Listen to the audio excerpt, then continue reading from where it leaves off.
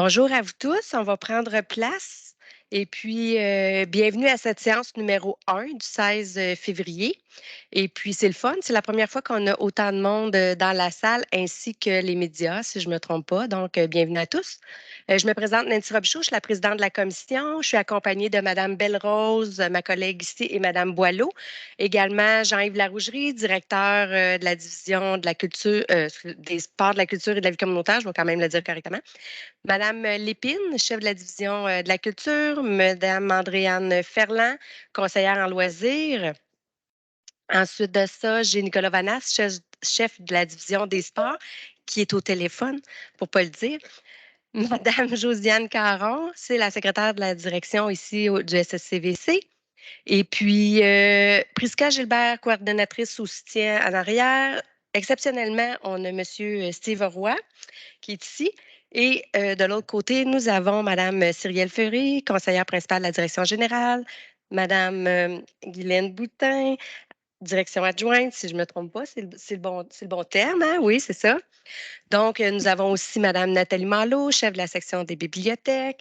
Et nous avons dans la salle des gens de la bibliothèque Gisèle Bergeron, donc Madame Biron, Madame Robert, bienvenue, ainsi que des représentants de la bibliothèque Eva Sénécal, ainsi que Madame Thompson et Monsieur Collins de la bibliothèque de Lennoxville. Et nous avons aussi Monsieur Friends qui va participer à la discussion sur le projet qui suivant, excusez-moi. Donc, il y a aussi des invités en ligne que nous présenterons au fur et à mesure là, des différentes présentations. Donc, encore une fois, bienvenue à tous. On y va donc avec l'avis de convocation, l'adoption de l'avis de convocation. Ça va à mes collègues. Nous sommes tous là. Adoption de l'ordre du jour. Est-ce que ça vous convient? Est-ce qu'il y a des points à rajouter? Ça va? Madame Boileau, je présume que ça va. Donc, parfait. Le procès verbal de la séance numéro 6 du 17 novembre dernier, est-ce que ça vous va? Oui, oui, parfait. Donc, nous sommes rendus au dossier relatif à la culture, la bibliothèque de la ville, orientation, planification stratégique du développement des bibliothèques de la ville, présentation du rapport final. Je vais laisser la parole à Mme Lépine ou à Mme Malo pour faire le mot d'introduction.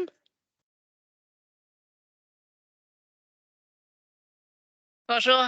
Alors, merci. C'est pas surprenant de vous dire que c'est un très grand jour aujourd'hui pour nous aux bibliothèques de la ville de Sherbrooke. C'est un grand jour parce qu'on va avoir la présentation des recommandations d'experts sur la planification stratégique du développement des bibliothèques. Une planification qui faisait partie du plan d'action de la commission ici, Culture, loisirs, sport et plein air. Une planification qui me tient à cœur là, depuis plus de 2 ans, mais sur laquelle nous avons la chance de travailler avec la firme Gagné-Leclerc Groupe Conseil depuis près d'1 an déjà.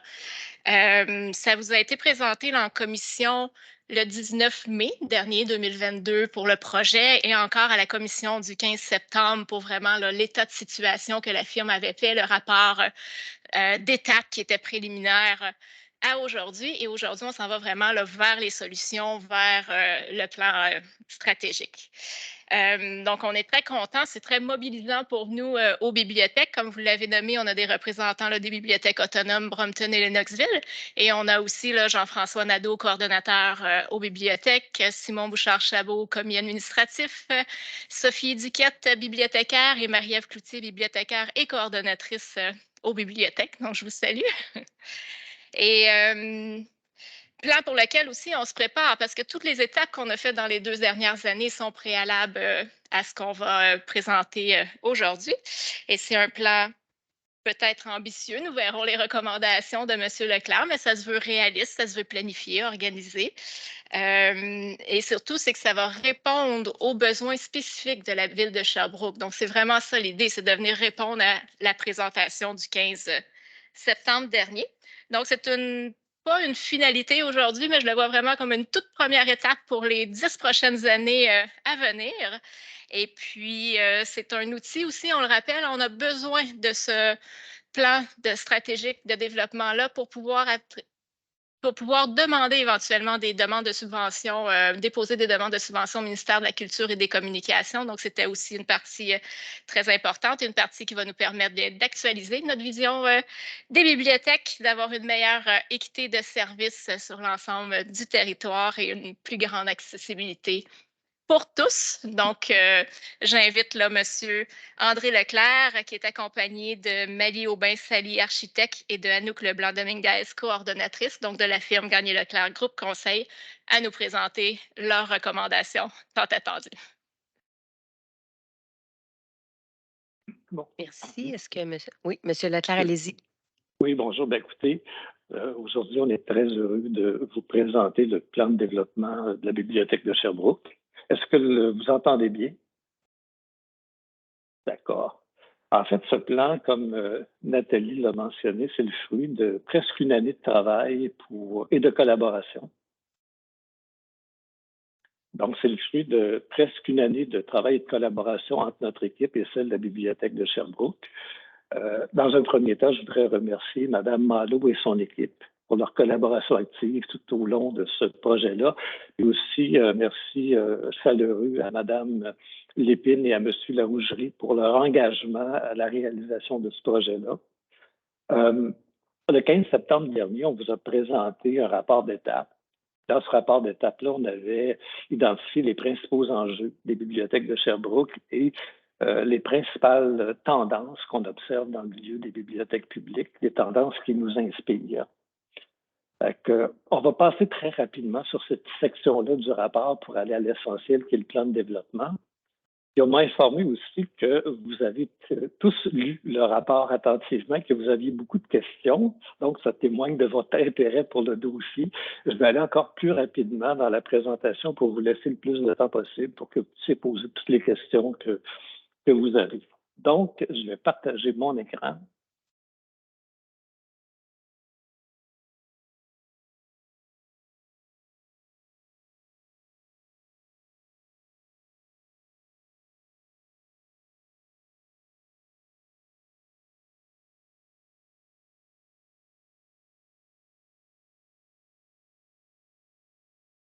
En principe, vous devriez voir la présentation.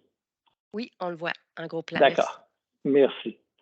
Donc, après l'introduction, un très, très bref rappel tout de même des enjeux et des besoins, des grandes tendances. Très rapidement, on va vous présenter quelques éléments de la population de Sherbrooke qui nous ont servi dans la planification du développement des bibliothèques. Même chose, certains éléments de la vision du développement de la ville qui nous ont inspirés pour passer le plus de temps au plan de développement. Puis le plan de développement, c'est quelque chose de global qui touche la vision stratégique des bibliothèques, la technologie et la stratégie numérique, la gouvernance du réseau, l'offre de services et l'architecture du réseau, les espaces et les collections, les ressources humaines, la mise en œuvre, évidemment, du plan. On a aussi des coûts préliminaires de réalisation et des coûts annuels de mise en œuvre et des coûts récurrents. Donc, le plan de développement, c'est tout ça. On commence rapidement par les principaux enjeux et besoins. En fait, je vais attirer votre attention sur les éléments suivants. Si on veut favoriser la fréquentation et maximiser l'impact des bibliothèques, il est essentiel d'avoir un réseau de bibliothèques décentralisées par opposition à quelque chose qui est centralisé. Donc, pour nous, c'est important, un réseau décentralisé. C'est important aussi de privilégier des services de proximité qui sont différenciés, en phase avec les besoins des communautés immédiates. Donc, selon l'endroit où on se situe, les besoins ne sont pas nécessairement les mêmes. On s'est rendu compte que la vision stratégique des bibliothèques doit être actualisée. C'est aussi, on s'est rendu compte en faisant les analyses qu'une partie de la population de Sherbrooke ne fréquente pas les bibliothèques au moment où on se parle. Et pour nous, c'est important de favoriser l'équité en matière d'accès aux services. Puis en accordant tout ça, en accordant une attention spéciale aux personnes vulnérables et aux personnes issues de l'immigration. Il est important aussi de développer un véritable réseau au service des citoyens. Il faut mettre en œuvre des grands chantiers qui concernent la technologie des processus d'affaires et la gestion du changement, et tout ça pour optimiser les ressources humaines, améliorer l'expérience usagée et créer un véritable réseau. Et enfin, on l'avait mentionné, la ville de Sherbrooke actuellement investit par habitant moins que des villes comparables au Québec. Donc, c'est important de permettre aux bibliothèques, pour remplir leur mission, c'est essentiel de leur fournir les ressources nécessaires, tant au niveau des espaces et des collections que des ressources humaines et financières. Au niveau des grandes tendances, on va passer aussi rapidement là-dessus. Retenons que dans le monde des bibliothèques, au moment où on se parle, il y a un changement de paradigme qui s'opère, qui en transforme les missions, les valeurs et la vision. Et au cœur de cette transformation, l'humain a préséance sur le livre. Et quand on parle d'humain, ici, on parle d'humain comme individu, mais d'humain aussi comme, j'ai un petit peu de misère avec la présentation, l'humain comme, excusez-moi, l'humain comme membre d'une communauté. Et je vais passer rapidement là-dessus pour aller aux tendances que nous retenons.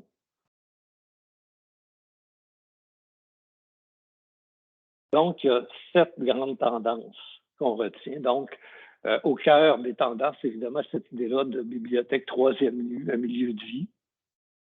La bibliothèque comme étant un lieu citoyen qui favorise la participation citoyenne. Un lieu de destination, donc c'est un espace qui est attrayant dans le tissu urbain. Un lieu durable qui appuie, disons, des objectifs de développement durable et qui en est l'incarnation. Un lieu d'apprentissage, de création et de technologie. Un lieu de service aussi pour la découverte et le partage. Et finalement, un lieu ouvert sur la communauté, sur l'extérieur et sur la lumière. Ça, c'est la présentation de ce qu'est un troisième lieu. Quelques éléments sur la population de Sherbrooke, je ne vais pas m'étendre là-dessus, mais en fait, c'est important d'avoir la population de Sherbrooke en tête, puisque c'est pour la population qu'une bibliothèque existe et offre des services et se développe. Et on sait qu'à Sherbrooke, la population se concentre sur un axe est-ouest qui va de Roqueforêt jusqu'à Fleurimont. Que certaines zones de la ville de Sherbrooke ont un indice de défavorisation matérielle et sociale plus élevé que d'autres, malheureusement.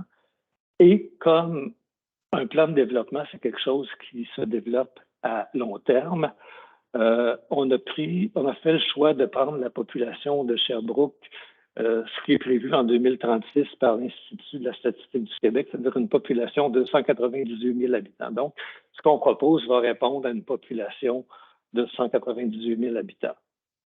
Donc, rapidement, je vais passer sur ces images-là que vous avez vues pour arriver à la diapo suivante, où on se dit que le plan de développement des bibliothèques de Sherbrooke doit être cohérent avec les principales initiatives de la ville. Il doit venir les renforcer. Puis ce qu'on a retenu comme initiative, c'est le programme du Conseil 2022-2025 et les plans d'action que vous avez adoptés en décembre 2022, vous et la Commission de la sécurité et du développement social. Puis évidemment, on a à l'esprit la politique de la sécurité et du développement social et la politique culturelle. Je n'entrerai pas dans les détails, vous les connaissez, mais pour nous, ça a été des sources d'inspiration et on s'est assuré que le plan de développement des bibliothèques était cohérent et venait renforcer ces initiatives-là. Je vais passer rapidement sur ces diapos pour arriver au plan de développement comme tel, qui comporte plusieurs éléments. Je vais commencer par la vision stratégique. Ce qu'on entend par vision stratégique, c'est ce qui va permettre, dans le fond, d'encadrer les choix que la bibliothèque aura à faire dans le futur, qui va encadrer son développement. Et on entend par ça la mission, la vision, les valeurs et son positionnement. Si je commence par la mission, ce qu'on vous propose comme énoncé de mission qui est cohérent avec les nouvelles tendances des bibliothèques publiques, ça se lirait comme suit. Accueillante et inclusive. La bibliothèque publique de Sherbrooke enrichit la vie de sa communauté, rassemble les citoyens et citoyennes, soutient la créativité, favorise la découverte, stimule le goût de la lecture et encourage l'apprentissage tout au long de la vie. Et pour réaliser sa mission, elle offre un accès libre, gratuit et équitable à des collections, de l'information, des services et des expériences culturelles et éducatives. En termes de vision, donc, la bibliothèque publique de Sherbrooke est au cœur de la vie des citoyens, des citoyennes et de sa communauté. Elle est aussi au cœur d'un réseau de partenaires qui sont engagés. C'est un catalyseur social qui fait une différence dans la vie des citoyens, des citoyennes et de sa communauté. Elle dynamise le milieu, stimule le développement des personnes et de la communauté et participe à l'édification d'une société durable, plus juste et plus inclusive. C'est un véritable passeur culturel et un levier puissant pour différentes choses. La bibliothèque est à la fois ancrée dans sa communauté et ouverte sur le monde. C'est un accès privilégié à l'information, au savoir, à la culture, et tout ça pour éveiller la curiosité et favoriser la pensée critique. Et enfin, la bibliothèque réunit une équipe engagée, compétente et créative, axée sur les besoins des utilisateurs et utilisatrices, de même que des citoyens et citoyennes. Un ensemble de valeurs est proposé. On parle d'accessibilité et de l'inclusion, la liberté intellectuelle, la collaboration, l'innovation et la compétence.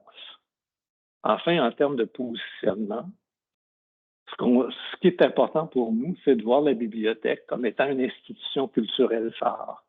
C'est beaucoup plus que des bâtiments où sont entreposés des livres. C'est une institution culturelle phare qui place les citoyens et les citoyennes au cœur de ses préoccupations et qui réalise sa mission grâce à ses activités et services qu'on retrouve évidemment dans des bâtiments, mais aussi hors les murs et sur le web. Donc, il y a toute une stratégie numérique qui est importante. Et donc, pour nous, c'est important, cette vision-là d'une bibliothèque qui a plusieurs espaces pour offrir ses services et ses activités. En termes de chantier, de technologie et de numérique, vous n'aviez pas cette image-là, cette diapositive-là, mais pour nous, ce qui est important, c'est d'avoir à l'esprit que le monde change très rapidement.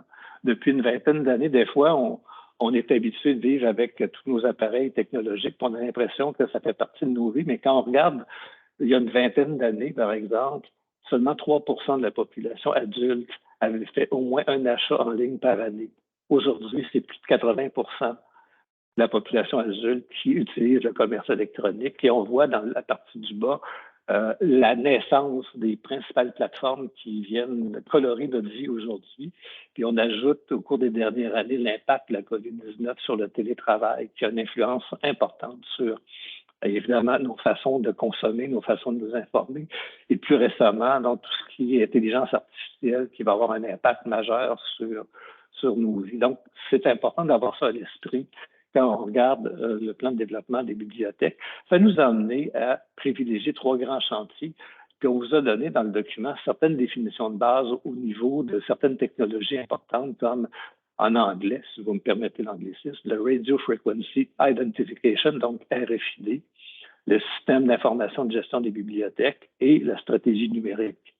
Ce qu'on propose, je vais passer rapidement sur les définitions parce que c'est pas utile aujourd'hui, mais c'est littéralement 3 chantiers majeurs qui sont la fondation du plan de développement, qui vont transformer les façons de faire. Ça touche les technologies, les processus d'affaires et la gestion du changement.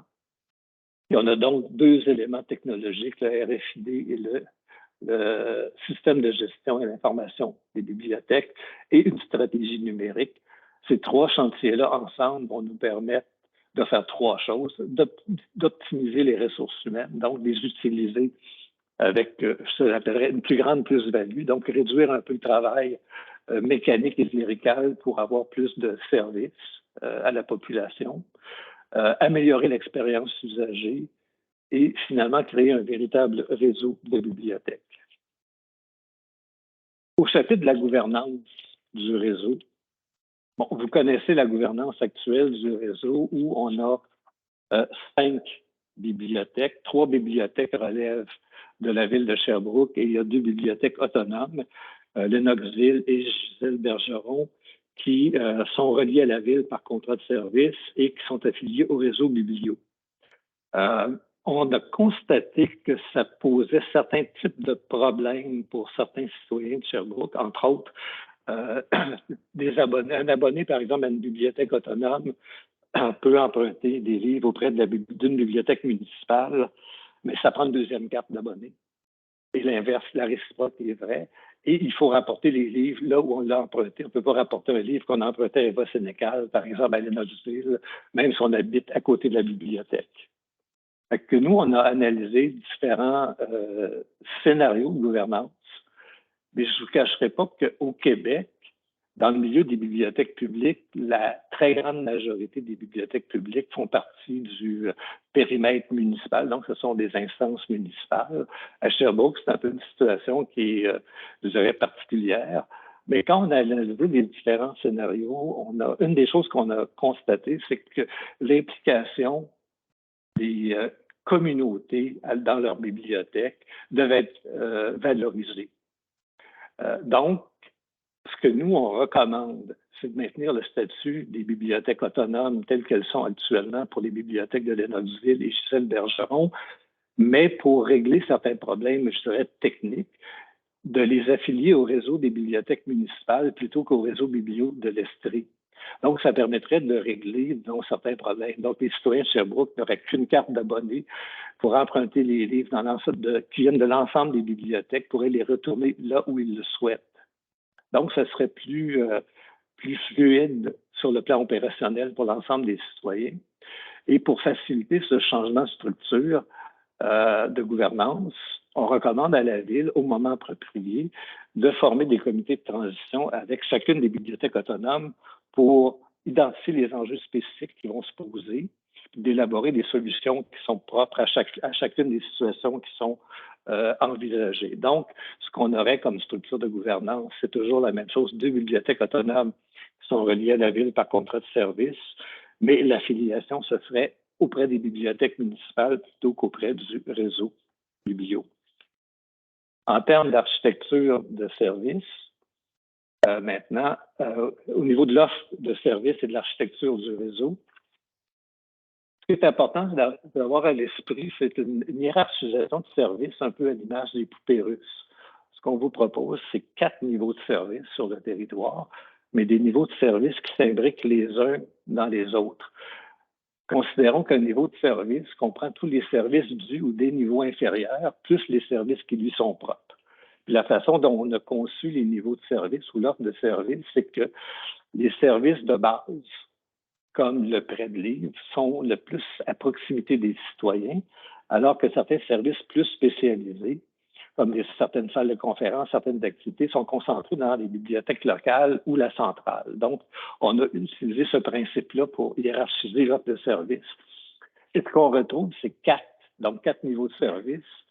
On a appelé espace satellite, bibliothèque de quartier, bibliothèque locale et bibliothèque centrale. Au niveau des espaces satellites, pensez à l'image des guichets automatiques des banques. Donc, ce sont des endroits où il y a des casiers intelligents avec une chute à livres. C'est ouvert 24 heures par jour, 7 jours par semaine. Et les gens peuvent réserver leurs livres en ligne. Et quand la commande est prête, elle est acheminée dans le casier choisi par l'usager qui va le récupérer quand bon lui semble. Et ça, c'est le premier niveau de service. Deuxième niveau, ce sont les... Et ça, évidemment, ce niveau-là, on le retrouve dans tous les points de service. Dans les bibliothèques de quartier, évidemment, on va retrouver des espaces pour les employés, des espaces pour les collections, certains espaces pour le public, au moins un espace polyvalent pour le public. Dans les bibliothèques locales, on a un petit peu plus de ces espaces-là, mais on ajoute beaucoup d'espaces pour le public. Ce sont des nouveaux bâtiments ou des rénovations d'envergure qui permettent beaucoup plus de flexibilité. Au niveau de la bibliothèque centrale, un peu la même chose que les bibliothèques locales, mais on a beaucoup plus d'espace pour offrir plus de services. Enfin, on propose qu'il y ait une réserve pour des livres qui sont peut-être moins utilisés, ce qui permet de dégager un peu les rayons pour avoir un peu plus de zones de collection qui respirent davantage et où on peut mettre plus en évidence les bouquins. Et aussi, on va parler d'espace éphémère, c'est-à-dire que dans certains cas, on va vouloir se rapprocher davantage des citoyens et aller au-delà donc des citoyens, donc aller dans des parcs publics pour faire certains types d'activités. J'annonce tout de suite, évidemment, les couleurs. C'est que pour la centrale, on a deux options. Une option, c'est évidemment la rénovation, une rénovation importante de la bibliothèque Eva-Sénécal. Une autre option serait la construction d'une nouvelle bibliothèque centrale, ce qui permettrait d'avoir un peu plus d'espace en termes de mètres carrés et donc de plus d'espace pour le public. Donc, deux options pour la bibliothèque centrale. L'architecture du réseau, on vous parle des niveaux de service. Maintenant, l'architecture du réseau est basée sur 4 éléments. En fait, 3 éléments. Le réseau actuel des bibliothèques sur le cadre bâti. On n'est pas parti en faisant l'hypothèse qu'on pouvait tout construire à neuf. On s'est basé sur le réseau actuel des bibliothèques, sur le schéma d'aménagement de la ville, entre autres, au niveau des milieux de vie et des centralités, et l'aménagement du centre-ville. Ça nous a permis d'élaborer la structure du réseau. Donc, on a ici nos bibliothèques, telles qu'on les connaît actuellement avec leur localisation au sein de la ville. Je passe rapidement sur les éléments du schéma d'aménagement, le centre-ville, pour vous présenter l'architecture actuelle du réseau où on retrouve nos 3 bibliothèques municipales qui sont interreliées et les 2 bibliothèques autonomes. Ce qu'on vous propose, c'est au total 14 points de service. Il y aurait 8 espaces satellites. Donc, ce sont des espaces où on retrouve des guichets, pas des guichets, mais des casiers intelligents avec une suite de livres. Donc, il y en aurait 8 distribués dans la ville. 3 bibliothèques de quartier, 2 bibliothèques locales et une bibliothèque centrale. Quand on traduit cette architecture-là dans la ville de Sherbrooke, ça fait, en utilisant notre fond de carte, ça nous fait une bibliothèque centrale qui est Eva-Sénécal ou une nouvelle centrale si on choisissait d'en construire une nouvelle. 2 bibliothèques locales dans l'axe Est-Ouest, une à Fleurimont et une à Roqueforêt. 3 bibliothèques de quartier, donc Lennoxville, Brompton et Saint-Élie. 8 espaces satellites à distribuer dans les zones appropriées et une réserve. Quand maintenant on regarde quel type d'intervention immobilière on va faire dans chacun des bâtiments, ce qu'on vous propose, il y a 2 nouvelles constructions à Roqueforêt et la réserve. Il y a 2 rénovations majeures, Fleurimont et Roqueforêt. Et évidemment, dans l'option où on construit une nouvelle bibliothèque centrale, ce serait une nouvelle construction et non une rénovation. Et pour les bibliothèques de quartier, on parle d'un rafraîchissement important de ces bibliothèques-là pour leur permettre de mieux réaliser leur mission. Ça, c'est l'intervention, disons, en termes immobiliers. Maintenant, en termes d'espace et de collection, ce que ça veut dire concrètement, c'est qu'on veut offrir des espaces qui sont pérennes, ouverts et accessibles à tous.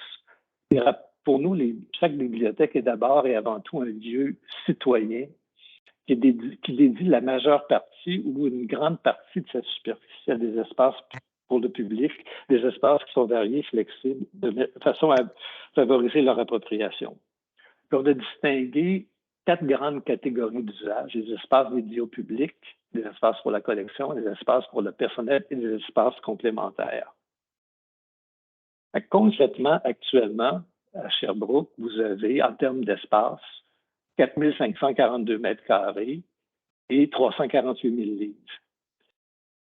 Si on appliquait le niveau de base des lignes directrices à la ville de Sherbrooke pour une population de 198 000 habitants, on aurait 396 000 livres imprimés et on aurait un peu plus de 10 000 mètres carrés de superficie, alors que vous en avez 4 542.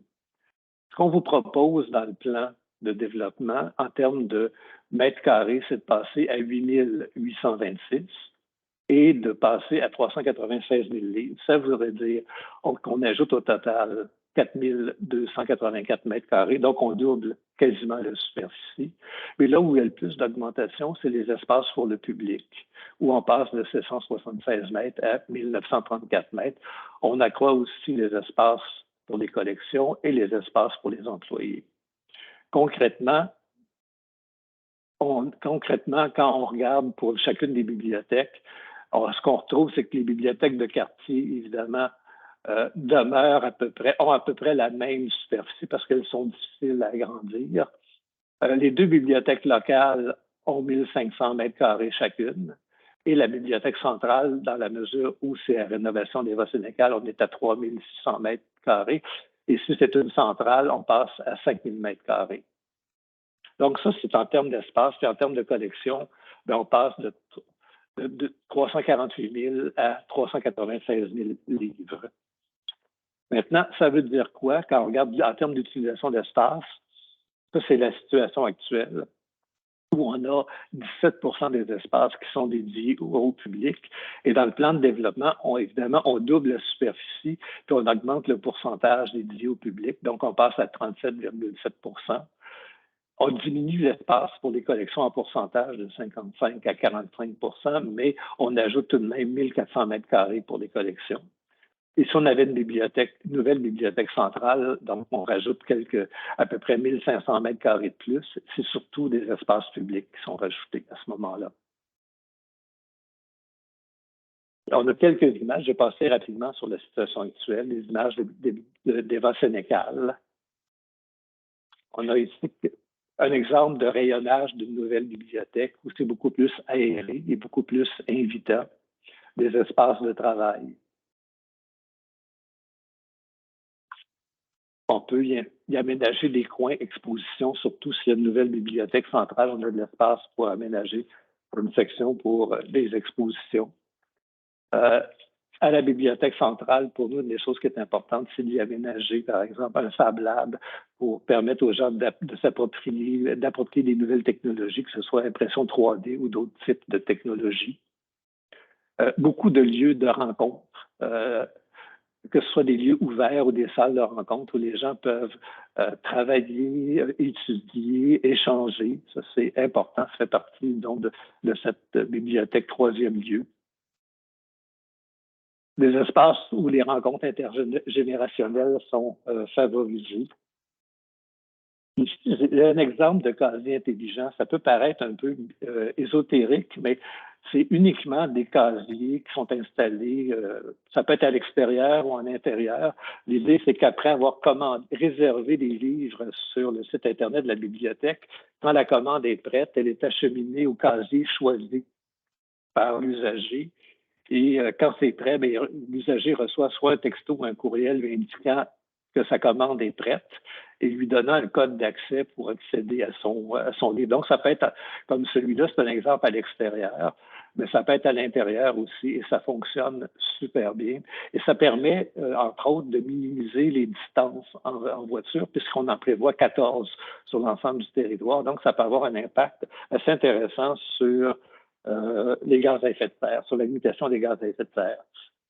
On parle d'espaces éphémères aussi, c'est qu'on peut installer dans des parcs. On peut s'installer temporairement dans des parcs ou des espaces publics pour certains types d'activités. Et c'est quelque chose qui devrait être privilégié. Lennoxville le fait à un moment donné en été, puis ça donne certaines, je pense, il y a un succès assez intéressant. Et le public est au rendez-vous quand on se rapproche des citoyens. En termes de ressources humaines, j'allais rapidement parce que je vois le temps passer. Ce qu'on prévoit au départ, c'est une augmentation des heures d'ouverture. Actuellement, à Eva Sénécal, on a 61 heures d'ouverture. À Fleurimont, évidemment, c'est 0. Bertrand-de-Lille, on parle de 51 heures. Saint-Élie, 23 heures. Gisèle-Bergeron, 26 heures. Et Lennoxville, 36 heures. Ce qu'on souhaite, conserver 61 heures pour Eva Sénécal. Pour les bibliothèques locales, à prévoir 51 heures d'ouverture et pour les bibliothèques de quartier, passer à 42 heures d'ouverture.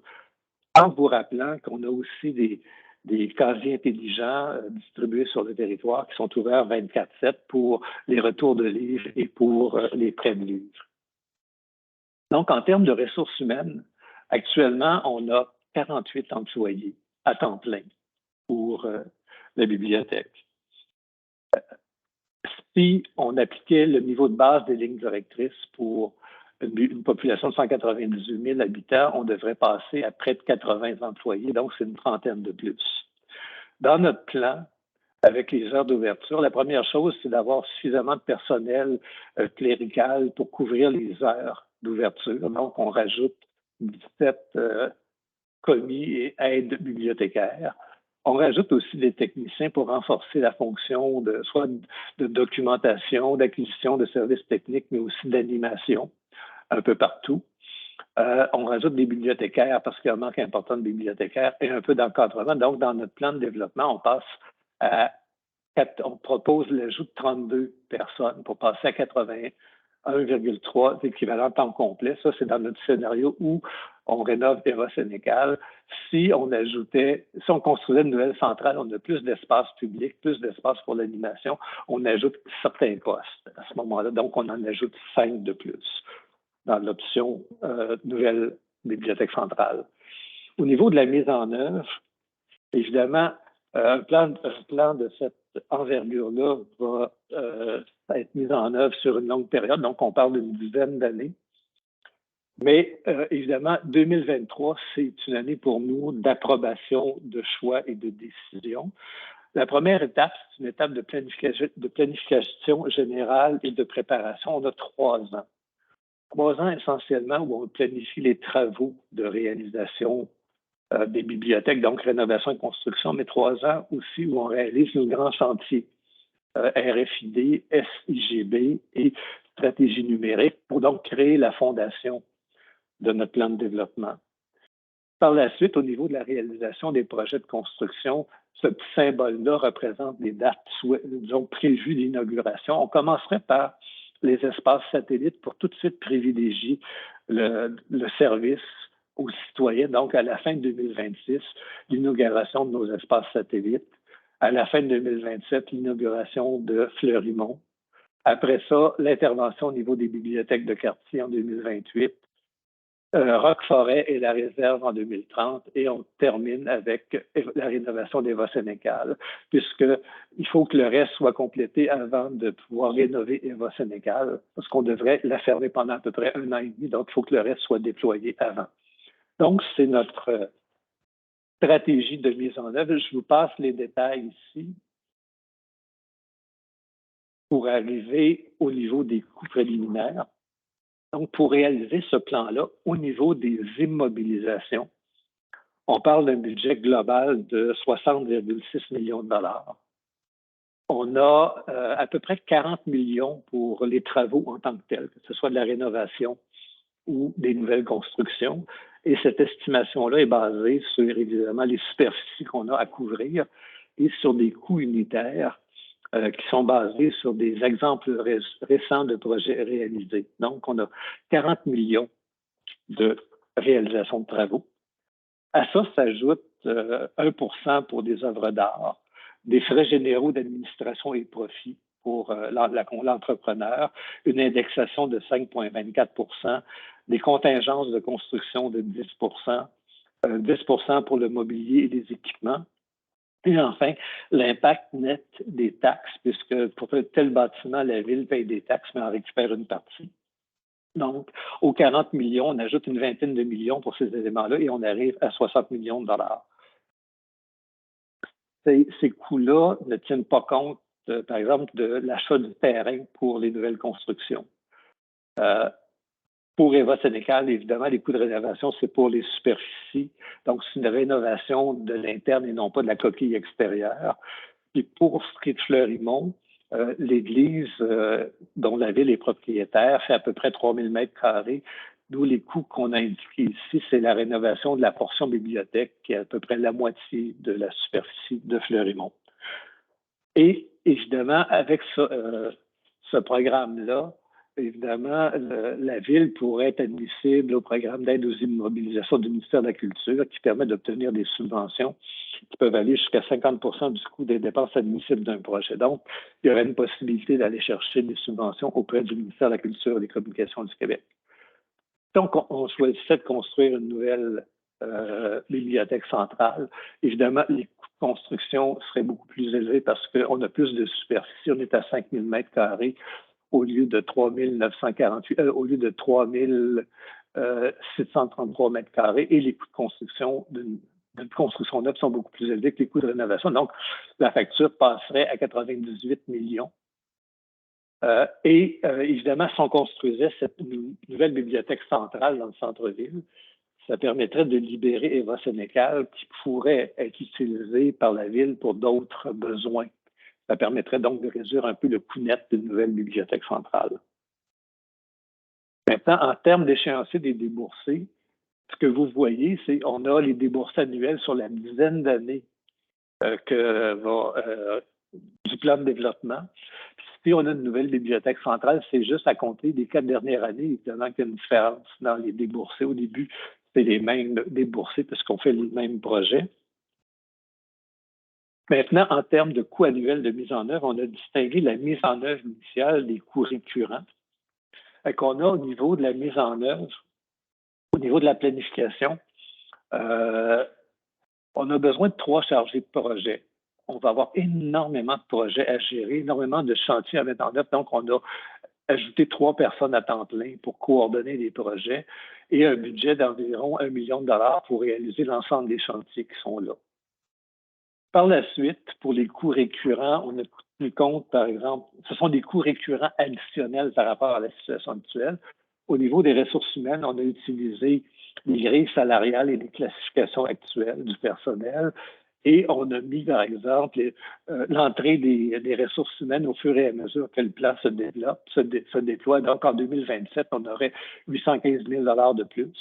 Et à la fin, quand le plan sera entièrement déployé, on parle de 2 616 000 $ en termes de ressources humaines. Pour ajouter 50 000 livres, on a donc un budget pour l'achat de documents. On a des budgets pour une navette électrique pour faire le lien entre les différentes bibliothèques et les espaces satellites. On propose d'augmenter les budgets d'animation, les budgets pour une stratégie numérique, etc., etc. Et on a la dernière ligne, c'est des coûts d'opération additionnels pour les superficies additionnelles. Donc, quand le plan serait complètement déployé en 2033, on parle de 3,7 millions de plus annuellement que ce qu'on dépense actuellement pour les bibliothèques. Des exemples d'animation à la bibliothèque hors des murs. Merci pour votre attention. Je sais que j'ai pris un peu plus de temps que je vous avais dit. Je vais essayer d'arrêter évidemment, excusez-moi, j'essaie de retrouver l'endroit où je peux arrêter le partage. C'est fait. Merci beaucoup de votre attention. Merci, M. Leclerc, pour toute la présentation, le travail. En tout cas, ça nous donne une bonne idée. Je vais laisser mes collègues parler en premier. Donc, Mme Boileau. Donc, merci pour la présentation. Ça a donné pas mal de lectures à faire. Avant de poser toutes mes questions, je me demandais, est-ce que les gens qui sont venus des bibliothèques de Lennoxville, Brompton vont pouvoir parler ou... Et s'il nous reste du temps, j'étais pour les offrir, mais tu sais, vous avez comme la priorité. Puis s'il nous reste un petit peu de temps, je vais les faire parler. On va déborder de notre règlement, puis on va les faire parler. OK.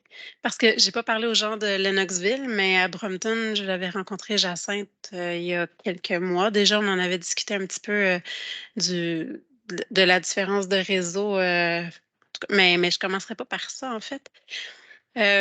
Beaucoup de belles idées, ça nous fait rêver. Les images de bibliothèques vitrées comme ça, wow! Je me demandais, ma première question, les coûts étalés sur 10 ans, est-ce que l'inflation a été calculée là-dedans ou c'est en dollars d'aujourd'hui jusque dans 10 ans? Parce qu'on parle beaucoup de dépassement de coûts.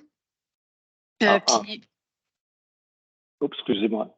allez-y. Je crois que, en fait, l'estimation des coûts, c'est des dollars de 2023. C'est une question très pertinente. C'est des dollars de 2023. Quand on parle, disons, d'indexation, c'est qu'on a pris des projets qui ont été réalisés récemment, puis on a rajouté 5 pour les traduire en dollars de 2023. Mais c'est sûr qu'un projet qui va se réaliser dans 7 ans, ben, il va coûter plus cher va falloir prévoir une forme d'indexation. Mais à ce moment-ci, évidemment, on ne sait pas à quoi va ressembler le marché de la construction dans 7 ans, c'est va être quoi le niveau d'inflation, mais tout est en dollars. Toutes les estimations de coûts sont en dollars de 2023. C'est sûr qu'on a vraiment beaucoup d'immeubles à rénover aussi à Sherbrooke, donc il faut quand même penser à ça. Quand j'ai lu dans le rapport de déménager la bibliothèque Eva Sénécal, j'ai eu un malaise quand même parce que je trouve quand même que le bâtiment, c'est vrai qu'il manque peut-être d'espace, mais c'est quand même un très beau bâtiment. Puis je pense que les besoins ne sont pas nécessairement à Eva Sénécal, mais on a déjà un projet d'église à transformer en bibliothèque dans Fleurimont. Puis toutes les petites bibliothèques aux alentours aussi là, bénéficieraient beaucoup de cet argent-là plutôt que de tout concentrer sur Eva Sénécal. Euh, ensuite, moi, quand j'ai discuté avec Jacinthe de la bibliothèque à Brompton, mais peut-être que la position a changé parce que ça fait quand même quelques mois, mais ce qu'on me disait, c'était que c'était pas souhaité de changer de réseau de bibliothèque parce que dans le fond, l'offre avec le réseau qu'on a à Brompton et à Lennox, on peut partager les livres avec le réseau de l'Estrie et tout ça. Changer le système, ce serait compliqué. On me disait aussi que ça arrive parfois que des citoyens déposent des livres de Eva Sénécal à la bibliothèque, en tout cas de Gisèle Bergeron. Puis, ben, c'est sûr que c'est pas l'idéal, mais il y a quand même une communication, puis les livres peuvent être retournés quand même à Eva Sénécal. Quand j'ai vu l'idée de point de chute, mettons, pour déposer nos livres, j'ai pensé au bureau d'arrondissement. Il y en a quand même un peu partout dans Sherbrooke. Les bâtiments sont déjà là. On a une secrétaire qui est à l'entrée. Peut-être que par courrier interne, il est possible d'utiliser ce réseau-là plutôt que de construire quelque chose. Donc, j'ai pensé à ça. Problème, là, au début, on a parlé des cartes. Si on gardait les réseaux indépendants de Brompton et Lennox versus le réseau Eva Sénécal et Saint-Élie, que là, ça ferait comme 2 cartes pour les citoyens. Mais si on retourne dans le temps, là, les clubs vidéo, là, des fois, on donnait juste notre numéro de téléphone, puis on arrivait à rentrer dans le système. Tu sais, on n'avait pas besoin de la carte. Fait qu'est-ce qu'il y a un moyen d'utiliser quelque chose un système de ce genre-là? Tu sais, je pense qu'on peut être créatif quand même. J'ai aimé l'idée d'avoir des places éphémères. Il y en a déjà pour les parcs. Effectivement, peut-être qu'il y a lieu de faire des affiliations entre nos bibliothèques et les maisons des arts, parce que les maisons des arts se promènent déjà beaucoup, ils sont habitués de faire des spectacles comme ça. Fait que je me dis peut-être qu'il y a quelque chose, une affiliation à faire là, entre la bibliothèque et les maisons des arts. Ensuite, je pense que ça fait un peu le tour. Mais en tout cas, je serais vraiment curieuse quand même. Peut-être que le point de vue des bibliothèques de Brompton et Lennox a changé depuis. En tout cas, de Brompton a changé depuis les mois que je suis allée les rencontrer, mais c'était le point de vue que j'avais eu, là. Donc, voilà. C'est Madame Boileau. Madame Belle-Rose. Merci pour la présentation. Oui, c'était très, très intéressant. Moi, il y a 2 phrases qui m'ont marquée. Fait que je vais les lire. La place de l'humain devant les livres pour mieux les faire vivre. J'ai vraiment adoré cette phrase-là. Puis, la bibliothèque publique de Sherbrooke, votre place pour explorer, apprendre, créer et partager.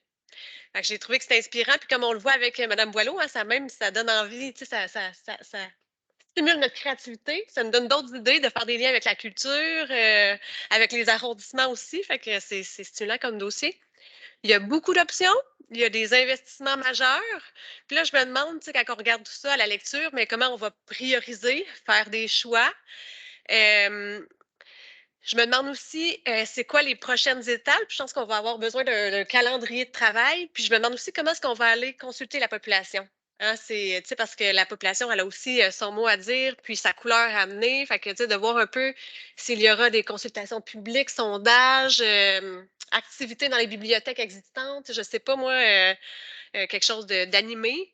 Euh, alors voilà pour la consultation. Sinon, pour Eva Sénécal, moi aussi, j'étais surprise par rapport à la bibliothèque centrale, parce que pour moi, Eva Sénécal est bien située.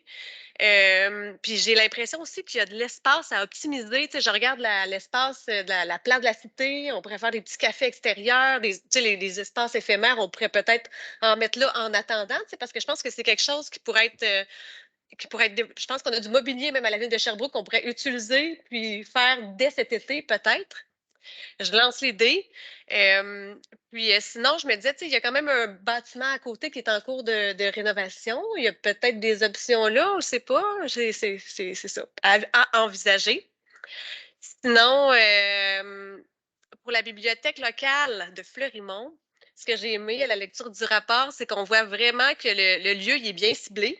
Puis là, on est soulagé. En tout cas, moi, je me sens soulagée parce qu'on dirait qu'on n'a plus besoin de prouver que le besoin est là. Tu sais, c'est dans les cartes, là, on voit vraiment, là, ça le montre de façon imagée. Puis, fait qu'on n'a plus besoin de faire la preuve que Fleurimont a besoin de sa bibliothèque. Fait que j'étais très heureuse de constater aussi que c'était l'option qui était dans les priorités. Donc, voilà. Sinon, ben, c'est sûr que je trouve que 3 ans de planification, c'est un petit peu long. Puis, j'étais préoccupée par l'idée de l'inflation aussi, parce que c'est sûr que dans 3 ans, les prix ne seront pas les mêmes. Je me disais, OK, c'est-tu aussi long que ça aussi de faire l'espèce de virage technologique qu'on veut apporter à la bibliothèque? La modernisation, ça prend du temps, si je comprends bien. D'accord. Mon dernier point, c'était par rapport à Roqueforêt. Je me demandais si l'option, parce qu'on parle je pense qu'on parle d'une construction neuve, puis je me demandais si le bureau d'arrondissement de l'utiliser. Puis étrangement, le bureau d'arrondissement, il a un peu le même look qu'Eva Sénécal, hein? Qui pourrait peut-être être utilisé comme bibliothèque aussi. Voilà, donc j'ai hâte de savoir c'est quoi le calendrier de travail, la suite des choses, comment qu'on va aller chercher la population, consulter les gens. Puis, c'est ça, à quel moment on va aussi parler pour prioriser, c'est parce que je pense qu'on n'arrivera pas à faire tout ce qui est là, même si c'est très, très, très beau. Puis, voilà, merci. Merci, Madame Rose. Avant de vous transférer, de vous donner la parole, je vais aussi poser mes questions, puis vous pourrez toutes reprendre ça. Puis je ne répéterai pas ce que mes collègues ont dit. En lien avec la gouvernance proposée, tu sais, on comprend bien les avantages qui sont proposés dans l'étude. J'aimerais, quand on va faire l'analyse des différentes propositions, qu'on voit les désavantages que les organismes auront à suivre certaines recommandations. Puis ça va peut-être nous permettre de voir si l'avantage est supérieur à l'inconvénient ou vice-versa, tu sais, pour prendre les bons choix. Ensuite de ça, ben, j'ai bien aimé là, l'offre de services sur 4 niveaux parce que je trouve vraiment que ça va diffuser l'accès aux bibliothèques sur l'ensemble du territoire. Et j'ai bien aimé les styles de, vous appelez ça les satellites. Moi, je trouvais que ça ressemblait à des boîtes à mal, mais tu sais, on comprend le principe que c'est facile d'accès en tout temps et tout. Donc, c'est bien. Et juste pour ne pas répéter, laissez-moi une petite seconde. Ah oui, c'est ça. C'est que dans le fond, tu sais, on voit les besoins. On parle des bibliothèques locales et de quartier et on dit, mettons, 200 mètres au pied carré et 1500 mètres carrés. Ça aurait été le fun d'avoir le comparable avec ce qu'on a présentement. Parce que, outre le fait qu'on sait que l'Église a 3000 mètres carrés et en attribue 1500, les autres, on ne voit pas vraiment l'écart à aller combler ou s'ils sont fait que dans le processus de réflexion, en tout cas, éventuellement, ça va être le fun d'avoir ces petites informations-là. Sinon, ben, c'est sûr que comme mes collègues, là, je trouve que c'est motivant, il y a plein de bonnes idées, puis il y en a d'autres à venir dans le processus. Mais je vais vous laisser la parole parce que ce que moi j'ai compris après ça, c'est qu'il y a comme un comité de priorisation qui va se mettre en place. Bref, il y a une démarche. Là. Fait que je vous laisse la parole, Mme Malo et Mme Lépine. Et ensuite, s'il reste quelques minutes, là, je vais venir dans la salle. Si vous permettez, Madame la Présidente, on va profiter de l'expertise aussi de Monsieur Leclerc, parce qu'il y a des réponses qu'il peut vous apporter avec des précisions éclairantes. Là. Oui, bien, on peut là, offrir la parole, laisser la parole à M. Leclerc en premier et vous compléterez sur le volet démarche ou organisation municipale. Merci. D'accord. Merci beaucoup, mais merci pour vos commentaires. Peut-être deux, trois éléments de réponse. On est arrivé avec l'idée d'une bibliothèque centrale, puis on n'en fait pas une recommandation. C'est vraiment présenté comme étant une option. En fait, Eva Sénécal, effectivement, je dirais que la recommandation, c'est de rénover Eva Sénécal. Elle est un peu petite. Si on construisait à neuf, on construisait une bibliothèque plus de 5000 mètres carrés, ça répondrait plus aux besoins. Mais le bâtiment existe. C'est un bâtiment qui est d'une bonne construction. Il y a un bon potentiel de rénovation et c'est pour ça que dans notre recommandation de base, c'est rénover Eva Sénécal. Sauf que Si jamais, par exemple, ça devenait une opportunité pour la ville de Sherbrooke d'avoir une bibliothèque centrale, par exemple, plus près de la rivière, dans un autre secteur du centre-ville, et qui irait aider à structurer le développement d'un autre secteur du centre-ville, ça pourrait être une option. Mais on n'est pas obligé de prendre cette décision-là aujourd'hui. Cette décision-là pourrait être prise dans 3, 4 ou 5 ans. Parce que le projet la rénovation d'Eva Sénécal, c'est le projet qui doit se réaliser en dernier. Il faut que tous les autres projets soient réalisés avant qu'on rénove Eva Sénécal. Mais nous, on l'a présenté comme étant une option possible que vous pouvez choisir, mais la rénovation d'Eva Sénécal est une très bonne option. Voyez-le comme une alternative, une option comme telle. Ça serait un bâtiment, évidemment, plus contemporain. Puis quand on parle de bâtiments de destination, il y aurait plus de possibilités au niveau architectural pour en faire une icône, mais il y a tout de même un écart de prix entre les deux qui est non négligeable. Ça, c'est un élément. L'autre élément, sur les bibliothèques de quartier, en termes de superficie, les bibliothèques de quartier, donc surtout Lennoxville, mais aussi Brompton, compte tenu de leur localisation, c'est difficile d'agrandir. Donc, notre recommandation, c'est de garder ces bibliothèques-là telles qu'elles sont, mais on a appelé ça rafraîchir, c'est vraiment travailler plus à l'intérieur pour mieux aménager les espaces, pour qu'il y ait plus d'espace pour le public. Donc, c'est vraiment un rafraîchissement des bibliothèques. Il n'y a pas d'agrandissement comme tel pour les bibliothèques de quartier. À Lennoxville, ça serait difficile. À Brompton, c'est un édifice qui fait partie d'une école, donc il y a d'autres enjeux. À Saint-Élie, il y aurait peut-être des possibilités, mais on peut travailler, disons, en rafraîchissant puis en travaillant plus à l'intérieur des espaces, pour avoir des espaces qui sont plus efficaces. Et dans ce cas-là, peut-être, je dirais, réfléchir avec, dans le cas des bibliothèques autonomes, réfléchir avec les OBNL, pour voir comment, par exemple, disons, une meilleure utilisation d'espaces éphémères pourrait venir compenser le manque d'espace à l'intérieur des bibliothèques. Donc, il y a des façons de déployer autrement, mettons, l'édition de la bibliothèque. Mais on prend les mêmes espaces. Puis pour ce qui est de la gouvernance, je sais, j'ai eu des rencontres avec les gens de Lennoxville et les gens de Brompton sur la question de la gouvernance. Et je les laisserai plus s'exprimer à ce moment-ci. Je ne vais pas leur prêter, disons, de position ou quoi que ce soit. Je les laisserai plus s'exprimer sur cette question-là. Parfait, merci. Puis ce qu'on comprend, qu'on a entendu tantôt, c'est aussi de dire, ben, exemple à Eva Sénécal, vous aviez parlé, si on crée la réserve, c'était aussi de sortir peut-être une certaine quantité de livres de la bibliothèque et les envoyer à la réserve, ce qui créait des nouveaux espaces à l'intérieur, entre autres. Exact. Une des options soulevées là, pour le manque d'espace pour agrandir par en dedans. Donc, Exact. Madame Rapide, Madame Malo. Si vous permettez, pour les éléments techniques et les réponses à vos questions au plan technique, je vais laisser la parole à Mme Nathalie Malo. Et par la suite, pour répondre comment les prochaines étapes vont s'articuler, à ce moment-là, je prendrai le relais avec ma collègue. C'est bien? Merci. Je peux peut-être commencer là, avec le fameux 3 ans de planification. Il y a beaucoup de choses là-dedans. Ça paraît vite là, dans des petites lignes dans la présentation de M. Leclerc, mais si on souhaite déjà travailler ensemble pour trouver des solutions avec les bibliothèques autonomes, s'assurer que si on passe d'une affiliation avec le réseau Biblio vers une affiliation avec les bibliothèques de Sherbrooke, il n'y a aucune perte de leur côté, qu'on fait ça de la bonne façon. Il faut qu'on prenne le temps, puis je pense que ça fait partie des recommandations de M. Leclerc, d'avoir des comités de discussion. Il faut qu'on prenne le temps de faire ces listes-là, avantages, désavantages, trouver les solutions, le mettre bien en place. On n'a peut-être pas la capacité non plus de, tu sais, si on se décide de faire 2 bibliothèques en même temps, si je pense à Knoxville-Brompton, tu sais, selon ce qui fonctionne bien pour une ou pour l'autre, on peut y aller dans le temps aussi. Mais on parle de faire ça en même temps que d'étudier une technologie RFID, qui est une énorme technologie à rentrer.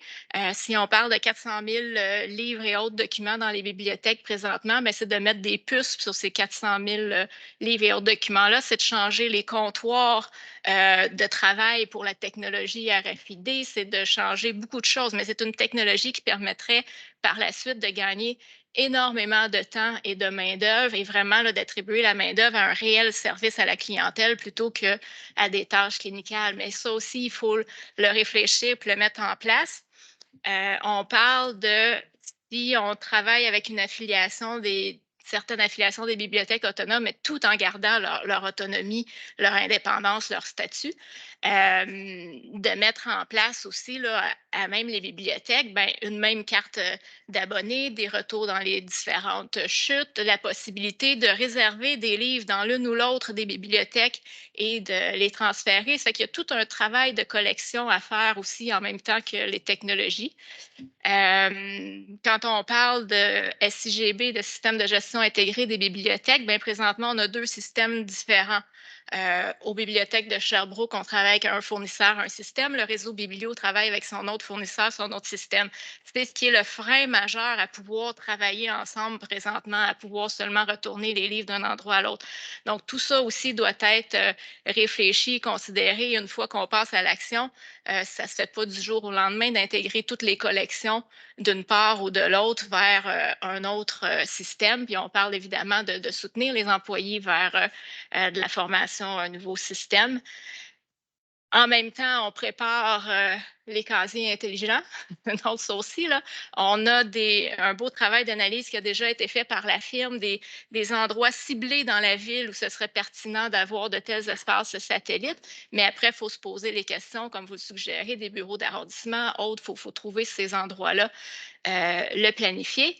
Et si on parle d'une bibliothèque à Fleurimont en 2027, je crois, selon le plan proposé, ça ne se fait pas entre 2026 et 2027, là. Ça se fait pendant ces premières années-là aussi également, là. Donc, ce sont tous ces chantiers-là qui seraient dans les 3 premières années. Merci. Madame Lépine, pour la démarche? Alors, pour la démarche, comme le disait Mme Malo, nous sommes à la croisée aussi d'une réflexion en considérant tous les moyens qu'il y a sur la table. C'est-à-dire que dans les prochaines étapes, la commission va être interpellée. On va travailler de notre côté avec toutes les parties prenantes pour élaborer, pour réfléchir à des étapes subséquentes en considérant le rapport.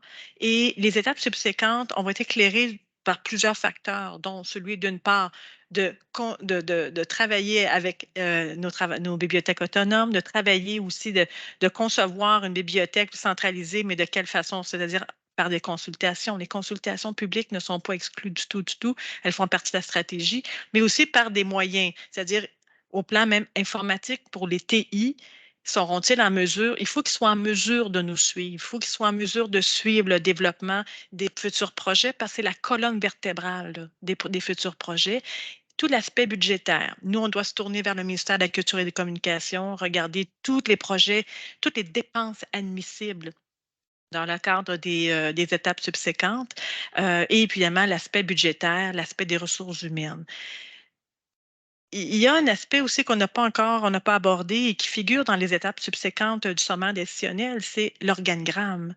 Pour supporter graduellement une mise à niveau de nos bibliothèques, assurément que l'organigramme, à ce moment-là, il va se transformer. Il va se transformer puisqu'on puisse supporter vraiment tous ces projets-là dans une base pérenne.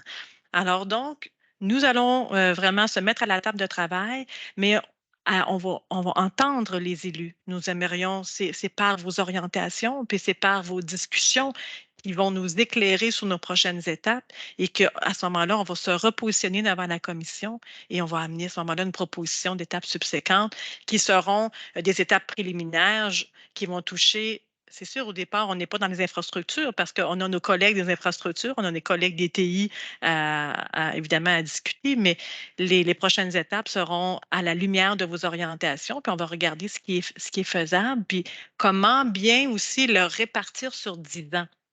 Mais qu'un 10 ans en tenant compte évidemment là, de toutes les parties prenantes impliquées. Est-ce que j'ai répondu à votre question? Oui, Madame Belrose, vous aviez aussi demandé par rapport à la démarche. Donc, est-ce que ça répond quand même à votre... Ben, tu sais, la réponse, c'est que ça s'en vient et que ça va nous être représenté. Fait qu'il n'y a pas vraiment de réponse très précise, mais La réponse, on la prend ensemble. C'est ce que ça veut dire. C'est pas des étapes subséquentes. C'est pas juste une décision administrative, mais on la fait ensemble avec la commission et avec les élus. Mais nous allons vous soumettre sur la table des étapes, des propositions avec lesquelles vous allez pouvoir réfléchir. Merci. Ce que je ferais, il nous reste 5 minutes avant le prochain point où est-ce qu'on a des invités. Est-ce qu'il y a des gens de des bibliothèques autonomes qui auraient quelque chose à nous partager, à dire par rapport à la présentation là, du rapport final? C'est comme vous voulez. Vous pouvez aller au bureau là, juste peser sur la base pour que la petite lumière s'allume bleue pour qu'on vous entende au micro. Mais Mme Lépine, elle va aller vous aider.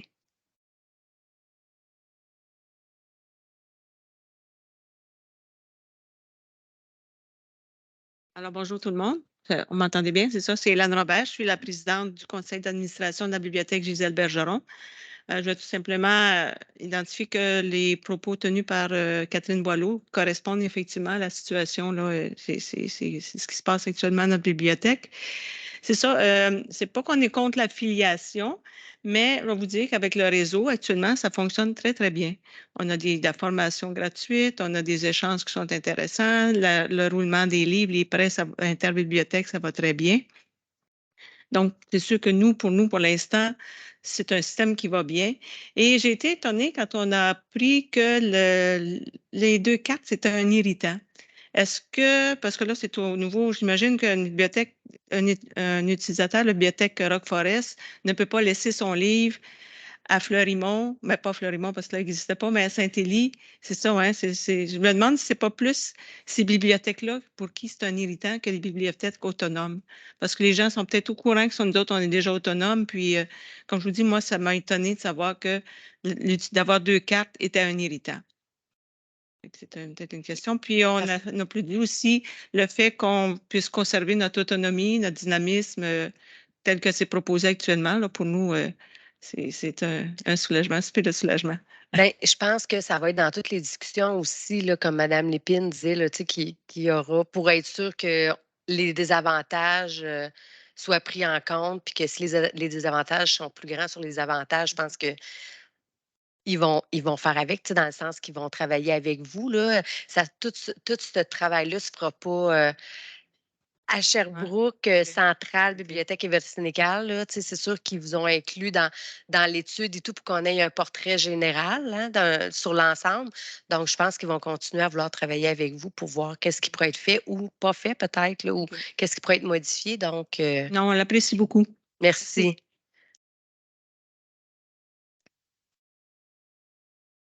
Une petite minute, oui, vous pouvez aller vous présenter. Puis, Oui, bonjour, mon nom est Christian Collins, je suis le coordonnateur de la bibliothèque de Lennoxville. Je suis ici avec Heather Thompson, qui est la présidente de notre CA. Je voulais juste dire de façon générale qu'on accueille de façon favorable tout ce travail que M. Leclerc et son équipe ont fait. On trouve que Sherbrooke mérite de prendre sa place parmi les grandes villes du Québec en ce qui concerne un réseau de bibliothèques modernes avec tout ce que ça veut dire. C'est vrai que pour nous, à Lennoxville, un peu comme à Bromptonville, c'est particulier. On a certaines habitudes d'autonomie auxquelles on tient, peut-être encore plus à Lennoxville par notre caractère bilingue. Mais ce qu'on voit aussi, c'est que parmi les je n'ai pas les chiffres exacts, mais on a à peu près 8 à 900 usagers, non, peut-être un peu plus, presque autour de 1000 usagers qui sont résidents de Sherbrooke. On a aussi nos usagers non résidents qui payent pour leur abonnement, mais il y a quand même 20 à 30 % qui viennent à Lennoxville d'autres arrondissements de Sherbrooke pour emprunter des livres à Lennoxville. C'est en partie parce qu'on a beaucoup de livres en anglais, mais ce n'est pas seulement pour cette raison-là. De façon générale, je dirais qu'on est ouvert. Moi, je trouve ce qu'on a maintenant avec le réseau Biblio de l'Estrie, ça fonctionne très bien. Mais au même temps, ça pourrait fonctionner très bien si on était dans le réseau de Sherbrooke en ce qui concerne le catalogue. Et c'est sûr que moi je vois, c'est pas tous les jours, mais presque tous les jours qu'on voit des gens qui viennent avec leur carte Eva Sénégal, qui aimeraient emprunter des livres à Lennoxville. Ça ferait tellement de sens qu'il y ait une carte. Mais on aimerait quand même garder certains aspects de notre autonomie et ça se fait dans d'autres villes, dans d'autres réseaux très facilement où des bibliothèques de quartier peuvent maintenir certaines règles concernant la période de prêt, des choses comme ça. Donc, garder une certaine autonomie, mais aussi être dans l'esprit de partage entre les autres bibliothèques. Je pense que... Merci. Je pense que c'est entendu de Mme Malo et Mme Lépine. Merci, M. Collins. Merci. Donc, Mme Belle-Rose, vous voulez terminer avant qu'on remercie M. Leclerc? Merci, M. Leclerc. Dans le fond, tu sais, je comprends qu'on va revenir en commission pour avoir une proposition de démarche. Fait que les étapes à venir, le calendrier, tout ça. Puis j'aimerais ça que qu'on regarde, parce que tu sais, pour la bibliothèque de Fleurimont, tu sais, je sais qu'on a déjà évalué l'ampleur des rénovations parce qu'il y a tu sais, il y a un coût qui est associé. Donc, je me dis, comme on a acheté l'église, ça nous appartient. Tu sais, je sais pas qu'est-ce que, tu sais, l'ampleur, le temps, tout ça pour la rénovation, mais je pense que, tu sais, il y aurait quand même moyen d'effectuer les travaux en parallèle de toute la modernisation technologique, tu sais, puis je trouve que 2027, c'est long, considérant qu'on manque d'espace, puis c'est un espace extraordinaire, là, puis on a très hâte d'ouvrir les portes au public. Puis cet espace-là, elle est là, est disponible et elle nous attend. Fait que j'aimerais ça qu'on voit s'il y a moyen de faire quelque chose en parallèle comme on a l'espace. Merci. Ben, oui, c'était ça l'idée là, quand je mentionnais tout à l'heure. Peut-être que c'était pas clair, là, mais c'est vraiment tous ces chantiers se font en parallèle dans les premières années. Là. Merci à tous. Merci, Monsieur Leclerc, pour tout ce rapport et ces détails-là là, que vous nous avez donnés aujourd'hui. J'espère aussi que les personnes sur place auront apprécié venir voir et l'entendre en live, si on veut. Là. Donc, sur ça, s'il n'y a pas d'autres questions ou commentaires, on va passer à notre prochain point qui est le programme d'événements de proximité avec Mme Andréane Ferland. Je vous laisse faire l'intro, présenter les invités qui sont avec nous. Merci Donc, beaucoup on est tout le monde accompagné. de votre écoute. Au revoir. Bonne fin de journée, M. Leclerc.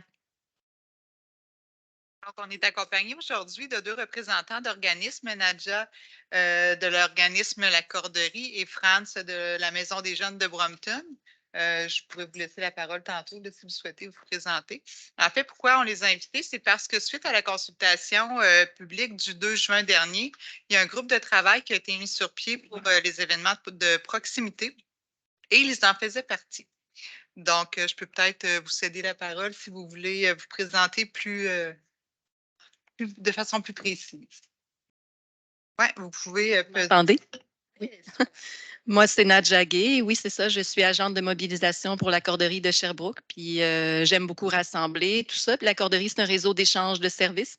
Donc, les gens s'échangent. La monnaie sociale, c'est en nombre d'heures, dans le fond. Ils échangent des services comme ça. Puis, moi, je dynamise le milieu. Donc, j'aime beaucoup organiser, rassembler les gens, tout ça. Fait que c'est pour ça que ça m'intéressait là, d'être sur le projet puis de parler de cette politique-là.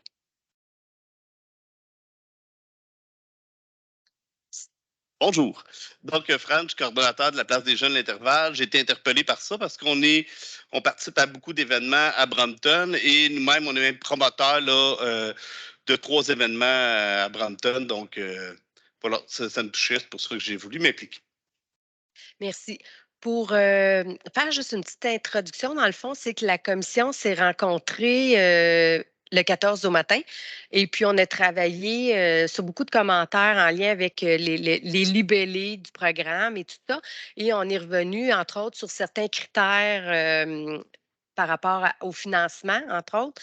Et puis, on va parler de ça aujourd'hui, les critères qui ont été discutés lors de la rencontre du 14.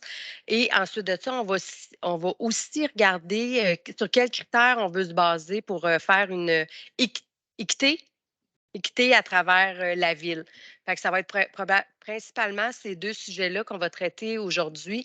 Question juste de donner un petit peu plus de jus ou d'aide, en tout cas, les mots m'échappent, mais pour que les services puissent continuer à travailler sur le programme.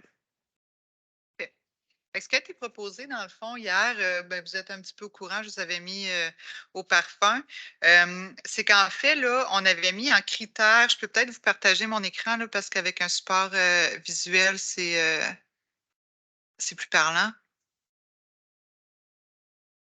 Donc, les critères qu'on avait mis comme pouvant être utiles pour avoir du financement additionnel et le fait que les citoyens ou organismes soient impliqués dans le comité organisateur. Cette notion-là deviendrait obligatoire, mais de façon plus large, donc qu'il y ait un citoyen ou un organisme d'impliquer dans le processus. Donc, que ce soit dans la phase réalisation, dans la phase planification, on ne ferait pas de distinction, mais ça deviendrait un critère là, pour que, je ne sais pas que j'ai fait, pour que l'événement soit admissible. Au niveau de la gratuité des activités, même concept. Donc, ça deviendrait obligatoire que l'accès au site soit gratuit. On exclut toujours les concessions alimentaires puis des activités qui peuvent être très, très, très précises, mais l'accès au site doit être gratuit. Le caractère innovant, la clientèle diversifiée serait conservé là, comme critère pour pouvoir bonifier le financement. Et les deux qui avaient été nommés dans notre rencontre de travail, puis qu'on avait effleuré dans le groupe de travail, c'est le caractère éco-responsable. Donc, le caractère éco-responsable d'un événement, c'est vraiment là, au promoteur de démontrer qu'il fait une action en lien avec l'éco-responsabilité. Donc, c'est le premier. Puis le deuxième, ça serait là, au niveau patrimonial. Donc, mettre en valeur notre patrimoine, embaucher des artistes locaux. Donc, ça pourrait être un élément de bonification pour le soutien financier. Donc, c'est ces 4 éléments-là, finalement, là, qui seraient différents. Donc, l'objectif, c'était d'ouvrir la discussion aujourd'hui là, pour qu'on puisse voir ensemble si ça fait du sens, puis avoir votre input aussi comme promoteur d'événements. Juste spécifier avant que vous laissiez la parole, quand on parle, on parlait d'un citoyen, d'un organisme qui devait être inclus, mais on parlait même que les membres du CA sont inclus dans la planification et tout, ça comptait aussi. Donc, que ça ne soit pas juste le coordonnateur de l'événement assis dans son bureau qui planifie tout sans que le conseil d'administration, un organisme ou d'autres citoyens fassent partie de la démarche. Fait que, ça, c'était pas tant des détails qu'on avait. L'autre fois, on visait vraiment plus un partenariat d'organismes. Donc, ce volet-là ne serait pas obligatoire, mais tant que ce n'est pas juste l'employé tout seul dans son coin qui fait l'événement. Et l'éco-responsabilité, c'était vraiment spécifié que ce n'était pas obligé de faire systématiquement affaire avec l'organisme FEV parce que on en avait parlé puis on disait que c'était très élevé par rapport aux coûts puis les subventions qu'on avait, mais c'était non dire c'est quoi les efforts qui ont été faits, est-ce qu'on a fait venir des bacs gratuits de la ville pour le compost, exemple, des choses comme ça, quel type de vaisselle on utilise. Donc, on l'avait mis un peu de côté, nous, en se disant, on verra s'il y a des sous qui viennent en addition, puis que là, on pourra bonifier. Mais là, c'était plus de dire, ben non, parce que si on fait des gestes qui sont gratuits pour l'organisation de la fête, ça va aussi compter, là, tant qu'on a ce souci-là. Là. C'était juste pour bien spécifier ça, parce que ce n'était pas les détails qu'on avait l'autre fois, puis c'est un petit peu pour ça qu'on les avait mis de côté en attendant de voir s'il y aurait des sous additionnels. Fait que si vous avez, comment vous voyez ça, ces 4 points-là, puis ça va permettre de faire les différentes discussions.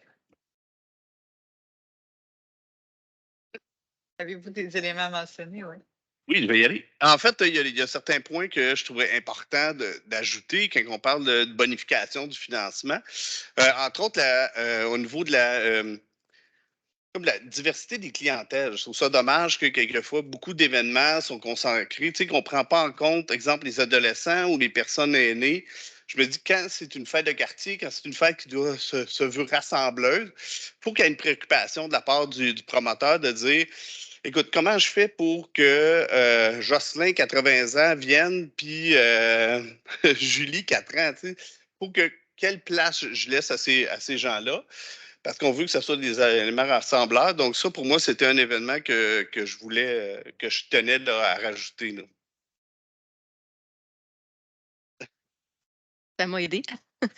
Moi, non, ben moi, je pense que j'avais beaucoup insisté sur l'implication là, des citoyens parce que c'est ça qui me parle le plus. Puis c'est à la corderie vraiment l'entraide, développer la culture d'entraide, c'est vraiment important. Puis c'est par et pour les citoyens qu'on vit la corderie finalement. Fait que oui, j'avais apporté cette touche-là. Puis je pense qu'un événement qui va ressembler au quartier ou à l'arrondissement, peu importe, ça va être vraiment quand ça va être les gens qui y vivent, dans le fond, vont avoir mis la main à la pâte, là, puis ils vont se sentir appartenir finalement.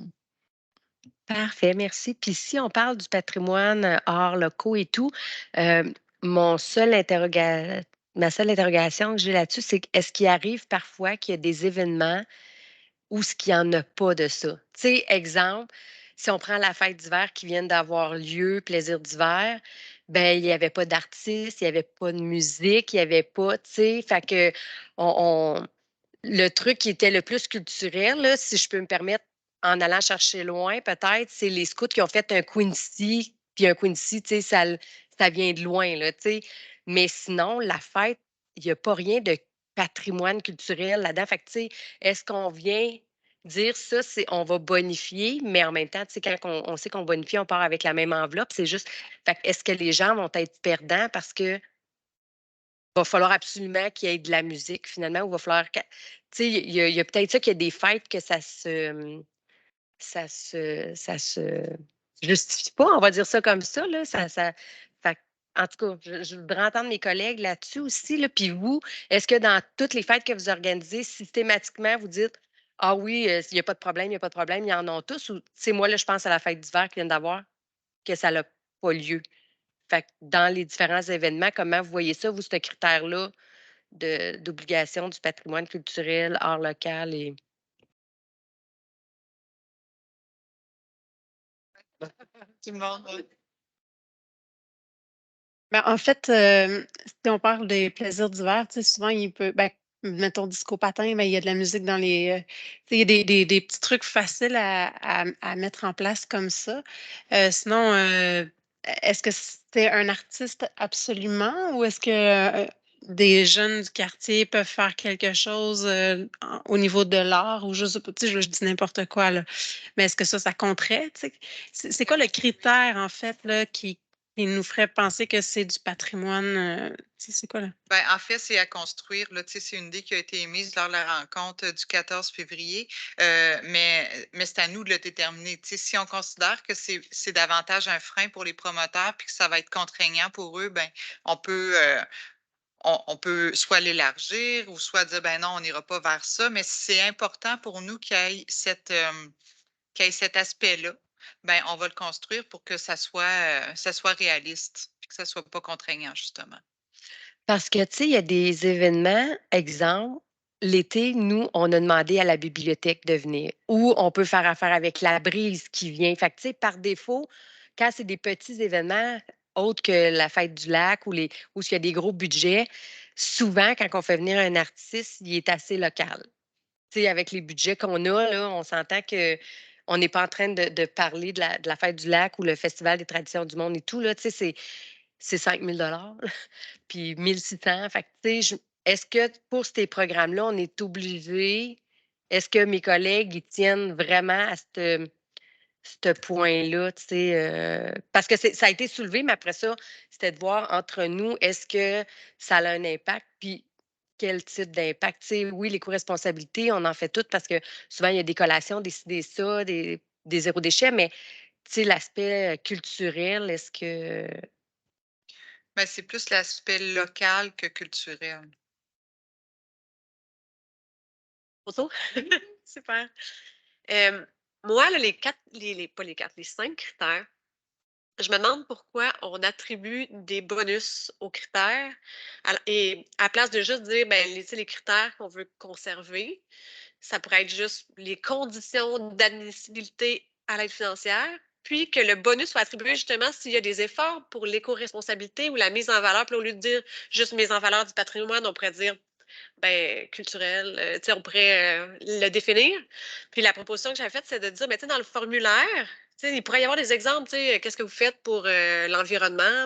OK, on fait du tri de déchets, on insiste aux gens à venir en vélo, on propose un rack, on leur demande d'apporter leur tasse. Un peu dans le temps, on pourrait déjà comme leur amener des propositions. Même chose pour l'aspect mise en valeur. On pourrait donner des idées parce qu'il y a des choses toutes simples que, si on dit que mettre de la musique qui présente un artiste local, mais c'est de la mise en valeur, mais il y a des choses vraiment super simples, là. Puis de ça, attribuer un bonus. Alors que, pour moi, les critères que ça rentre dans la catégorie d'événements, c'est comme évident, là. Je pense pas qu'on a à donner un bonus pour ça. Le fait qu'il y ait des citoyens d'impliquer, mais dans les organismes communautaires, on l'a dit, ça vit par des membres des citoyens, le CA, c'est des bénévoles, fait que, ça va aussi de soi. Et ensuite, la gratuité, mais oui, si on veut donner une aide financière, c'est parce qu'on veut que les gens, on veut que ça soit accessible. Il y a juste le caractère innovant ou différent que là, je me disais, ça par contre, là, c'est un peu une évaluation subjective, disons, est-ce que c'est vraiment innovant? Puis je me disais, si jamais il y a un organisme qui propose une fête, ça fonctionne super. Le format est parfait. Puis là, on dit l'année d'après, on veut le refaire. Fait que là, il est plus innovant parce qu'on l'a déjà fait. C'est comme, c'est pas ça? Dans le fond, on en a parlé beaucoup là, lors du comité. Là, la différence, c'est que si tu as une fête que l'arrondissement, le quartier, c'est ils l'ont créée. Exemple, elle n'existe plus, mais on avait pris l'exemple de la course de boîte à savon.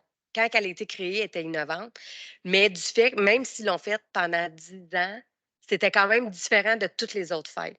Fait que c'est pas obligé d'être innovant à chaque année, C'est ça. mais le but, c'était juste de pas dire que toutes les fêtes de quartier sont pareilles, que les gens, ils sont dans leur bureau, ils commandent un jeu gonflable, font une cantine, puis that's it. Tu sais, c'était d'avoir un souci de faire quelque chose de différent dans leur quartier. C'est comme un élément distinctif. Un élément distinctif, exactement, mais pas nécessairement d'année en année. C'est en lien avec qu'est-ce qui se fait sur le territoire. Fait que c'était un peu ça. Puis les autres, tu sais, ils deviendraient plus, tu sais, quand on parle d'implication citoyenne des organismes, c'est plus un critère de bonification. C'est inclus dans l'admissibilité, tu sais. Fait que là, c'est juste que le tableau, initialement, qu'on a retravaillé mardi, il n'a pas nécessairement été refait, mais ce qu'on a dit mardi, c'est tel critère, c'est des obligations, c'est plus des critères de bonification de revenus C'est ça. pour l'organisme, là. Les 4 critères de bonification, ce qui est sur la table actuellement, c'est le caractère innovant, la clientèle diversifiée, l'éco-responsabilité et le patrimoine. Les autres deviennent obligatoires. Fait que c'est vraiment ceux qui demandent un effort un petit peu. Exact. Parfait. Moi, ça me convient. Puis, tant qu'à avoir nos invités, j'aimerais ça un peu savoir quel outil, formulaire, site web, pour quand on va déployer le programme, là, c'est quoi le plus simple pour vous, puis le plus, efficace, là, que la meilleure façon, là, pour, avez-vous besoin je sais pas moi, des fiches pour, construire, je pense que vous êtes déjà habitués, là, de construire des événements, mais est-ce que c'est ça, le site web, c'est quelque chose que vous préférez? Est-ce qu'on doit mettre beaucoup d'attention sur le site web lié au programme? Ou est-ce que le formulaire en ligne, c'est quoi le plus simple pour vous? Le site web, je pense, c'est un incontournable pour avoir toutes les informations, mais peut-être pour faire connaître tout ça, peut-être quand même par les réseaux sociaux en parallèle, là, je pense. Là. Ça pourrait être intéressant. Faut juste on a parlé, tu sais, le site web, c'est pas le site web commun de la ville. Tu sais, on avait parlé lors du comité. Non, mais là, on parle du site web, mais nous, quand on parlait du site web, c'était plus un genre d'intranet qu'on avait commencé à mettre en place. Tu sais, vous vous souvenez où ce qu'on avait des fiches, où ce qu'on pouvait avoir des fournisseurs, des to-do lists. Tu sais, ça, on avait parlé de ça en comité, vous vous souvenez, où ce que c'était pour être en place. Puis quand quelqu'un organisait une fête, on se disait, ben, hey, moi, j'ai fait venir tel magicien, tel clown, tel cabane à sucre pendant l'hiver, ou, tu sais, qu'on crée une bande de fournisseurs que les événements utilisent. pour que quand quelqu'un dise, nous, on est un organisme, c'est la première fois qu'on organise une fête, ben ils ont accès à cette intranet-là, si on veut, et aux informations. Et présentement, le formulaire, parce qu'on en avait un petit peu parlé, où ce qu'il y avait parfois redondance de questions, il est en train de tout être refait là, par les services pour qu'il soit en format web, mais quelqu'un qui n'aurait pas accès pourra y avoir accès version papier, mais où ce que toutes les informations vont être demandées une fois. Andréane, tu me corrigeras si ce n'est pas ça, mais qu'il y a des genres de fonctions, elle leur dit tantôt Power Apps, où je ne me souviens pas trop le terme qu'elle a utilisé, là, mais où ce que les informations vont s'en aller dans les services en fonction de ce qu'ils ont besoin. Parce que présentement, on remplit un formulaire qui sert pour les équipements électriques et les tables et les chaises. Mettons un autre formulaire pour décrire notre événement. Un autre, on répétait quelquefois les infos, alors que là, ça serait supposé d'être une fois où que les informations vont être diffusées dans les services. Fait que ça va être aidant. Et puis ça, il y en a une première version que moi, j'ai testée. Je ne sais pas s'il y a d'autres organismes qui l'ont testé ou ce que j'ai commenté, mais il n'y avait pas encore toute cette diffusion d'informations-là. Là. Fait que c'est vraiment dire, étant donné que j'en avais rempli plusieurs formulaires, ça, c'est en double, ça manque, nanana. Puis, j'avais juste soulevé des petites pistes, là. Mais sur le processus, là, vous pouvez aussi bonifier parce qu'il y a eu beaucoup de travail de tout ça fait en comité. C'est juste que ça s'est rendu après ça au service, mais pas nécessairement à la commission, là. Effectivement, les formulaires étaient fastidieux, un peu remplis. Il y avait 3 formulaires, des informations qui revenaient. Je pense qu'il faut que le formulaire soit aidant pour le promoteur, qu'il mette ses informations, que ça soit clair, il sache c'est quoi ses besoins, que ça soit plus simple à remplir, puis que ça soit efficace, que l'information que je remplisse peuvent devenir aussi une demande au niveau du matériel, au niveau de ce que j'offre, tout ça. Je pense qu'une refonte, là, c'est vraiment un incontournable. Est-ce que par rapport juste aux critères, est-ce que ça vous convient, ce principe-là? OK. Parce que l'autre sujet, c'est sur quoi on veut se baser, dans le fond, pour en arriver à une répartition équitable des revenus, si on veut, là, du budget à travers la ville. Là, présentement, on y avait été d'une certaine façon. Avec Andréane, on a dû faire 8-10 scénarios. Puis le problème, c'est que des scénarios, il y en a tant qu'on a d'idées. Puis ça finit plus, tu sais. Fait que là, on a dit, ben là, est-ce qu'on peut s'entendre sur qu'est-ce que vous pensez qui pourrait être des bons critères pour qu'après ça, elle puisse faire des scénarios en fonction de ce que nous, on est interpellés, puis qu'elle nous les amène après, parce que sinon, on n'y arrivera pas. Puis, exemple, on se disait, tu sais, mardi, on parlait, ben, est-ce qu'on y va en frais de citoyen, tu sais? Fait que là, ça l'amenait une demande additionnelle énorme, là, tu sais, on l'a vu. Est-ce qu'on y allait par anciens arrondissements? Est-ce qu'on jumelait? Aujourd'hui, on s'est parlé puis on a dit, ben, on devrait peut-être y aller aussi en lien avec les communautés locales. Tu sais, il y a tant de communautés locales sur le territoire où ce que la ville est habituée de travailler avec. Ça fait que c'est 33 communautés locales, là, si je ne me trompe pas. En tout cas, pas mal, hein? Fait que ça ne bougera pas. Tu sais, l'année prochaine, ça ne sera pas 32, 34. Tu sais, fait que ça serait plus facile pour la gestion en frais de communauté locale. Mais je vais laisser Andréane, là, je pense qu'elle a déjà un petit tableau à nous proposer, puis juste pour voir. Puis si vous avez d'autres idées pour qu'elle puisse refaire des scénarios, puis après ça, voir comment ça se transpose pour les organismes, le financement et tout. Ben, en fait, on a fait, je pense que la première question à se poser, c'est est-ce qu'on veut une équité dans la répartition des ressources financières par ancien arrondissement ou par arrondissement? Ça, je pense que c'est la base de tout. Puis après ça, comment est-ce qu'on y va? Est-ce que c'est parce que, tu sais, on a plein de scénarios, mais ils ne sont pas prêts à être présentés. Après ça, une fois qu'on va avoir tablé, est-ce que c'est 4 ou c'est 6? Est-ce qu'on y va en fonction de la population? Est-ce qu'on y va en fonction des communautés locales, comme Mme Robichaud disait? Donc, il y a plein de possibilités, mais en même temps, tu sais, on va essayer de faire l'exercice de l'entonnoir, tu sais, pour pouvoir arriver à des propositions qui répondent à vos attentes. Là, j'avais la main de Joanie. C'est-tu la même main que tantôt ou c'était une nouvelle main? OK, c'est bon. Fait que je t'ai rendu à Mme Boileau. En fait, il y a 2 choses. Moi, je resterai avec les anciens arrondissements, puis j'aimerais faire une distinction entre égalité et équité.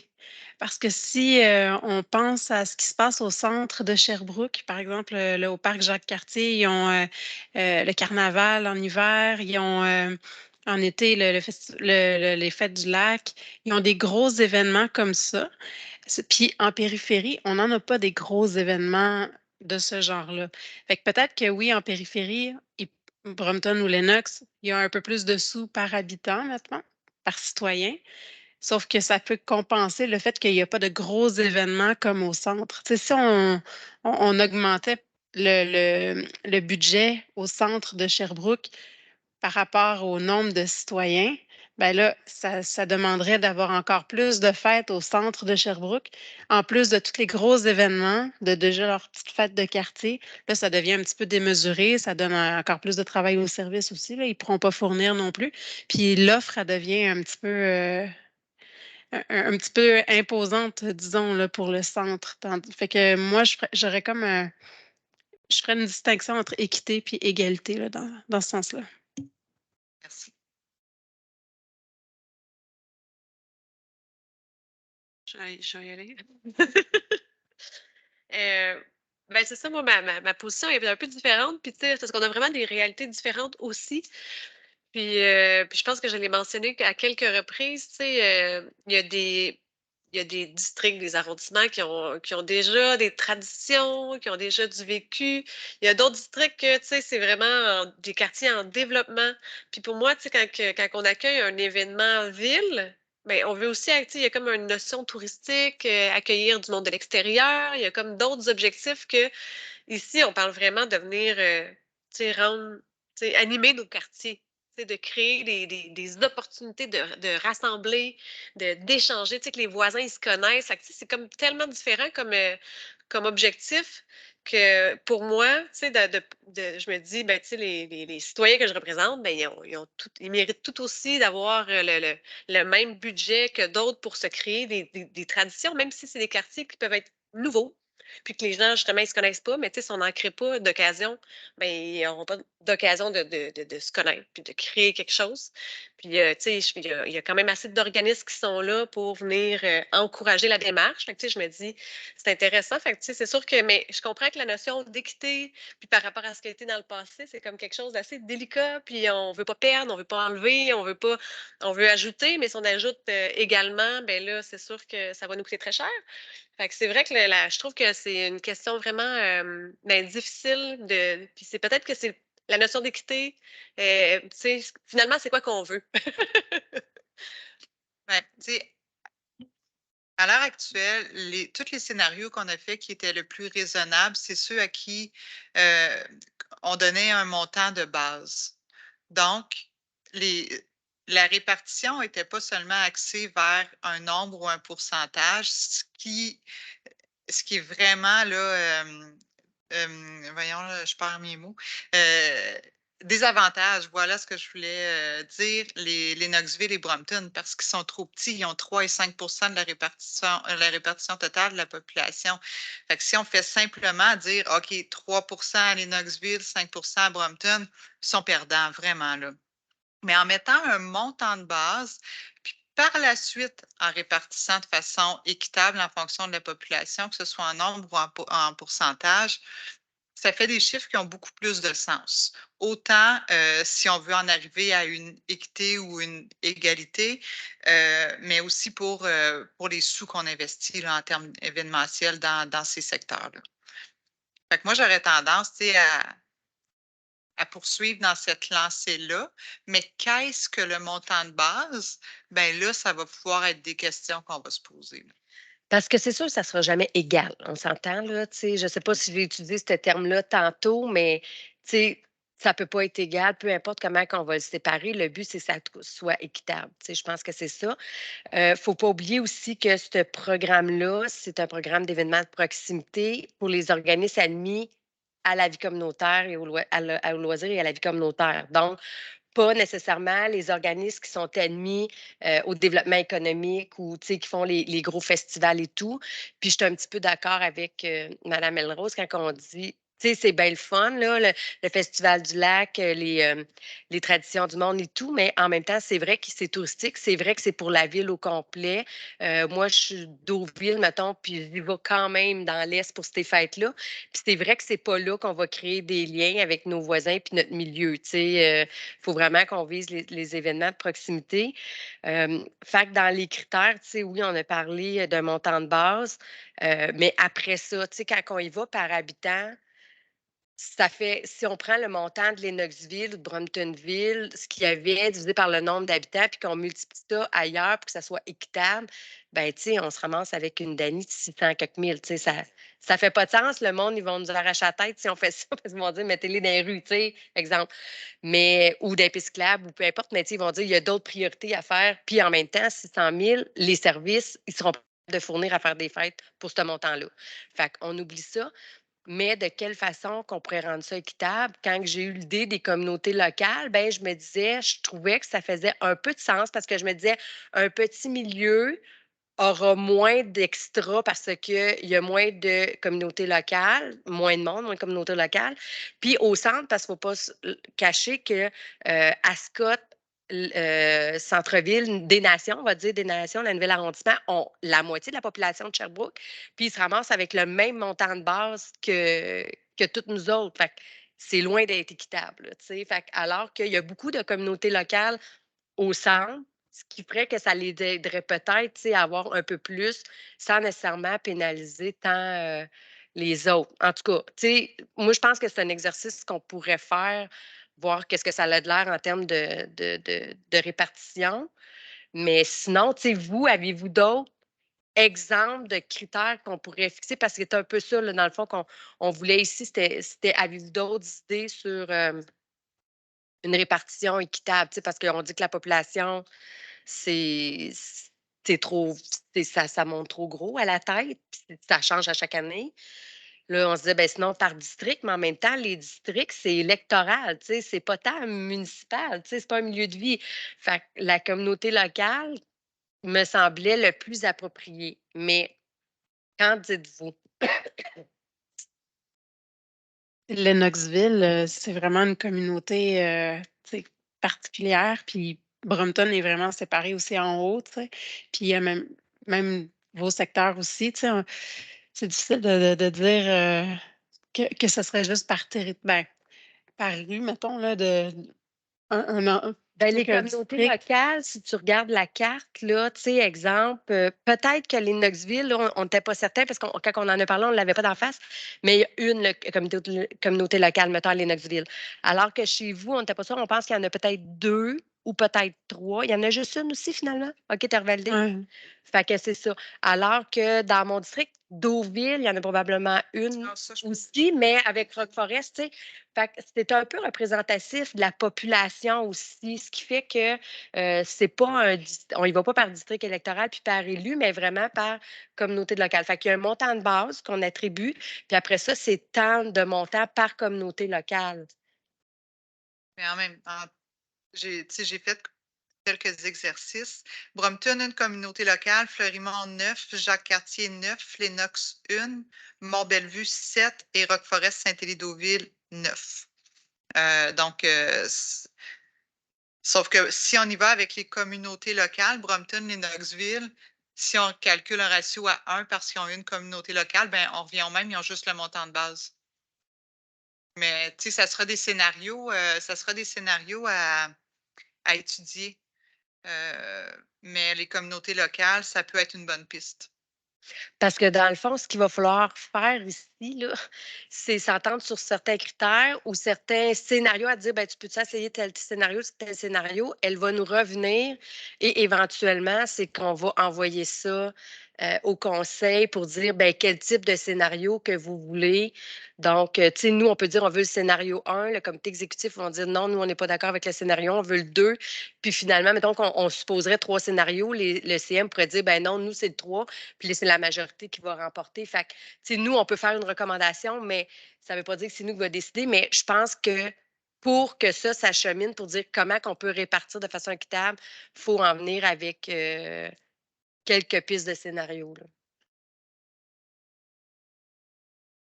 Parce qu'avant, on avait dit, c'était séparé, là, si vous vous souvenez, c'était séparé, mettons, une fête d'arrondissement, puis là, je me souviens plus des termes exacts, mais mettons, une fête d'arrondissement, une fête de quartier, une fête de voisinage, et ensuite de ça, c'était séparé au prorata de la population. C'était comme ça. Mais ce qui faisait que il restait que le montant de base était le même pour tous. Puis après ça, ça y allait en termes de population. Mais tu sais, la population, en tout cas, moi, je suis plus ou moins à l'aise d'y aller avec ça parce que ça fluctue, là. Puis à chaque année, il y a des nouvelles constructions, donc plus de monde. Puis tu sais, ça. En tout cas. Fait que, mais c'est ça. Si vous avez d'autres pistes pour qu'elle puisse faire des scénarios puis nous revenir. Moi, je suis en train d'apprendre totalement là, parce que ça fait pas si longtemps que je suis à Sherbrooke et que je travaille à la corderie. Donc, j'ai même pas présenté d'événements officiellement encore. J'ai participé à des fêtes de quartier, mais dans Ascot, parce qu'on est dans ce coin-là. Mais c'est sûr que les communautés, je pense que de ce que j'en comprends, là, ça serait très logique parce qu'on parle de créer du lien, tu sais, du tissu, quelque chose qui se passe là, entre les gens. Là, fait que je pense que ça serait parlant. Il y a les tables de quartier qui font beaucoup de travail aussi, mais il y en a pas partout, évidemment. Là, mais tu sais, c'est sûr que je pense que autres, quand ils s'organisent, ben là, il y en a qui sont moins organisés que d'autres, mais ils sont vraiment dans la communauté pour le voisinage puis pour la création de liens, c'est sûr. Mais encore là, c'est pas nécessairement les communautés. Mais en tout cas, pour donner des pistes comme ça, là, j'apprends en même temps. Là. Ben, pour votre information, quand on parle de communauté locale, c'est en lien avec l'observatoire, et c'est des territoires, c'est pas lié à un organisme ou des choses comme ça, c'est vraiment c'est géographique. Les communautés locales, là, c'est géographique. Milieu de vie. C'est des territoires vécus, en fait. Est-ce que tu voulais revenir, Catherine, ou tu étais revenue? Puis, OK, c'est parce que vas-y. Ben, en fait, là, de ce que je comprends, il y aurait comme un montant de base, puis selon le nombre de communautés, on aurait un ajout par rapport à ça. Fait que dans le fond, il faudrait voir le scénario, ce que ça donne, si ça pénalise ou qu'est-ce que ça fait, là. Mais c'est à étudier, là. OK. Est-ce que mes collègues ont. Monsieur Jean-Yves, est-ce que tu as. Ben, en fait, ouais, j'aurais voulu vous projeter un peu, là, mais je pense que si vous allez sur le tableau de bord au EDC, vous allez voir les 33 communautés locales qui sont quand même assez bien décrites. Puis effectivement, Brompton et Lennoxville, pardon, ce sont une communauté locale chacun. Ça, c'est pour la partie milieu de vie, là, que ce sont des territoires milieu de vie. Ce que je voulais surtout, c'est que on puisse voir les prochaines étapes, parce que ça fait quand même plusieurs étapes là, que ce dossier chemine. Ce que je comprends, parce que le sommaire décisionnel que vous était déposé aujourd'hui, c'est version finale, avec une recommandation, vous voyez, là, considérant, etc., là, puis d'abroger la résolution et d'adopter le programme. Ce que je comprends aujourd'hui, c'est que vous nous dites, on va revenir une autre fois avec des scénarios, c'est ça? Non, non, Et, c'est chouette. et l'autre fois, ben là, il faudrait se dire qu'en commission, on adopte. Là. Ben, là, dans le fond, Parce ce que que là, je on est en version finale, fait que là, on va être en finale. Oui, mais tu sais, dans le fond, le travail que mes collègues et moi devrons faire, c'est de relire les libellés du programme, là, comme on l'a vu. Si vous avez d'autres commentaires suite à ce qu'on a travaillé mardi, puis que vous n'aviez pas pensé mardi, vous pouvez les revenir pour qu'elle puisse retravailler une version de libellé, incluant le tableau qu'on a commenté tantôt. Puis après ça, ben, le tableau financier, là, l'aspect financier, ben ça va être ensuite parce que ça va finir par, tu sais, ça va dépendre qu'est-ce qu'on va adopter, ça va dépendre le montant, les demandes additionnelles qui vont être disponibles ou pas et tout, là. Fait que, tu sais, je pense que le programme sera une adoption et le montage financier, s'il y a une DANI additionnelle, c'est une autre adoption, tu sais. Fait que c'est pas parce qu'on n'a pas la DANI qu'on ne peut pas adopter le reste du programme. Il faut juste se dire ça. Et si jamais vous sentez le besoin, c'est que, parce que vous auriez des commentaires, encore beaucoup de commentaires sur les libellés et tout, bien, on pourrait se refaire une heure entre les deux, là. Pour revoir le libellé, est-ce que ça nous convient? Est-ce qu'on a bien compris tout ce qui a été dit aujourd'hui et mercredi et mardi matin? Pour être sûr. Puis en même temps, les services doivent le remettre dans le Bion. Ça vient vite, hein, parce que c'est 24 jours avant La maintenant. Là, prochaine commission, c'est quoi la date? C'est quoi le délai, Le 20 bien, mars? Josiane, pour Non? mars?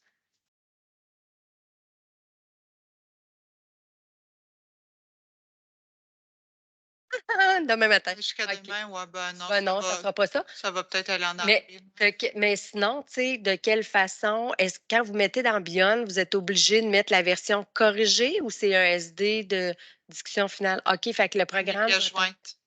en pièces jointes. En fait, il faut mettre les pièces jointes, il faut mettre le SD, effectivement. OK. Fait que c'est quand même particulier, la démarche que quand on travaille avec toi, il faut que ça s'aille le lendemain matin d'une commission, que les documents soient prêts, là. Peut-être qu'il y a des commissions, puis c'est plus simple parce qu'ils sont plus tôt dans le mois, là, mais non, en même temps, c'est 24 jours. Ça revient la même affaire pour tout le monde, là. Mais on peut peut-être se faire un atelier entre le moment de la commission où ça pourrait être déposé, puis c'est juste comme pour qu'on le voit entre nous, peut-être que ça pourrait être quelque chose de... Oui, mais le dossier final corrigé, tu sais, il ne sera même pas prêt pour demain matin, là. Non, je sais, mais pas nécessairement une séance de commission, mais tu sais, juste pour voir, une fois qu'elle va avoir préparé le dossier, tu sais, avec toutes les modifications qu'on a demandées, puis tu sais, peut-être qu'on pourrait se faire un atelier là, avant la séance, tu sais, pour voir. Oui, ça, je comprends. Le délai, Josiane, pour la commission d'avril, est-ce que tu l'as sous les yeux? Le délai bien? C'est qu'assurément, on peut se rencontrer, ça, je suis d'accord entre les deux, mais le dépôt du document, il va être déjà dans le Beyond. Tu sais, il va être déjà. Le 23 mars? Ça ferait du sens. OK. Oui. OK. Fait qu'en tout cas, vous pourrez regarder nos agendas. Je pense qu'on les a toutes disponibles. Puis, Fait qu'une rencontre d'ici le 23 mars. Puis après ça, là, on s'entend que c'est pour la commission d'avril. ben oui, parce que ça ne peut pas être pour mars. De toute façon, mars était déjà quand même pas mal plein.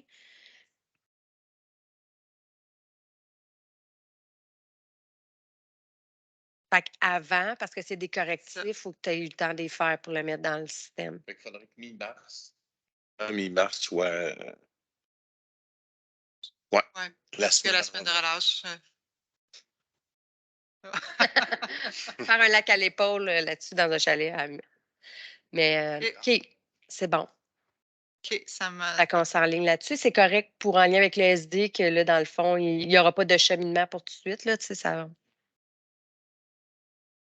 fait, ce qui va arriver, c'est que la recommandation qu'on va faire va être différente. Ça va être une recommandation à l'effet que ce soit reporté, c'est ça? C'est rejeté qu'il faut écrire. La recommandation administrative est rejetée afin que le dossier chemine puis revienne ici en commission. OK, parfait. Je vais juste aller voir. Ça va pour ça, mes collègues? Oui. Pour le reste de l'ordre du jour, dans le fond, pardon? Ben, c'est ça. Il reste le calendrier des séances. Donc, adoption des séances du calendrier. Il fallait, parce qu'il y a quand même une adoption, fait que théoriquement, faut le dire. Fait que vous êtes correct avec ça, mesdames? Parfait. Sinon, ben, c'est la levée de la séance. Merci à tous d'avoir été présents. J'espère que les rapports des bibliothèques, les programmes d'événements de proximité auront suscité votre intérêt. Merci d'avoir été présents, à vous deux, avec nous jusqu'à la fin. Puis sur ce, ben, on se voit en mars. Bonne fin de journée.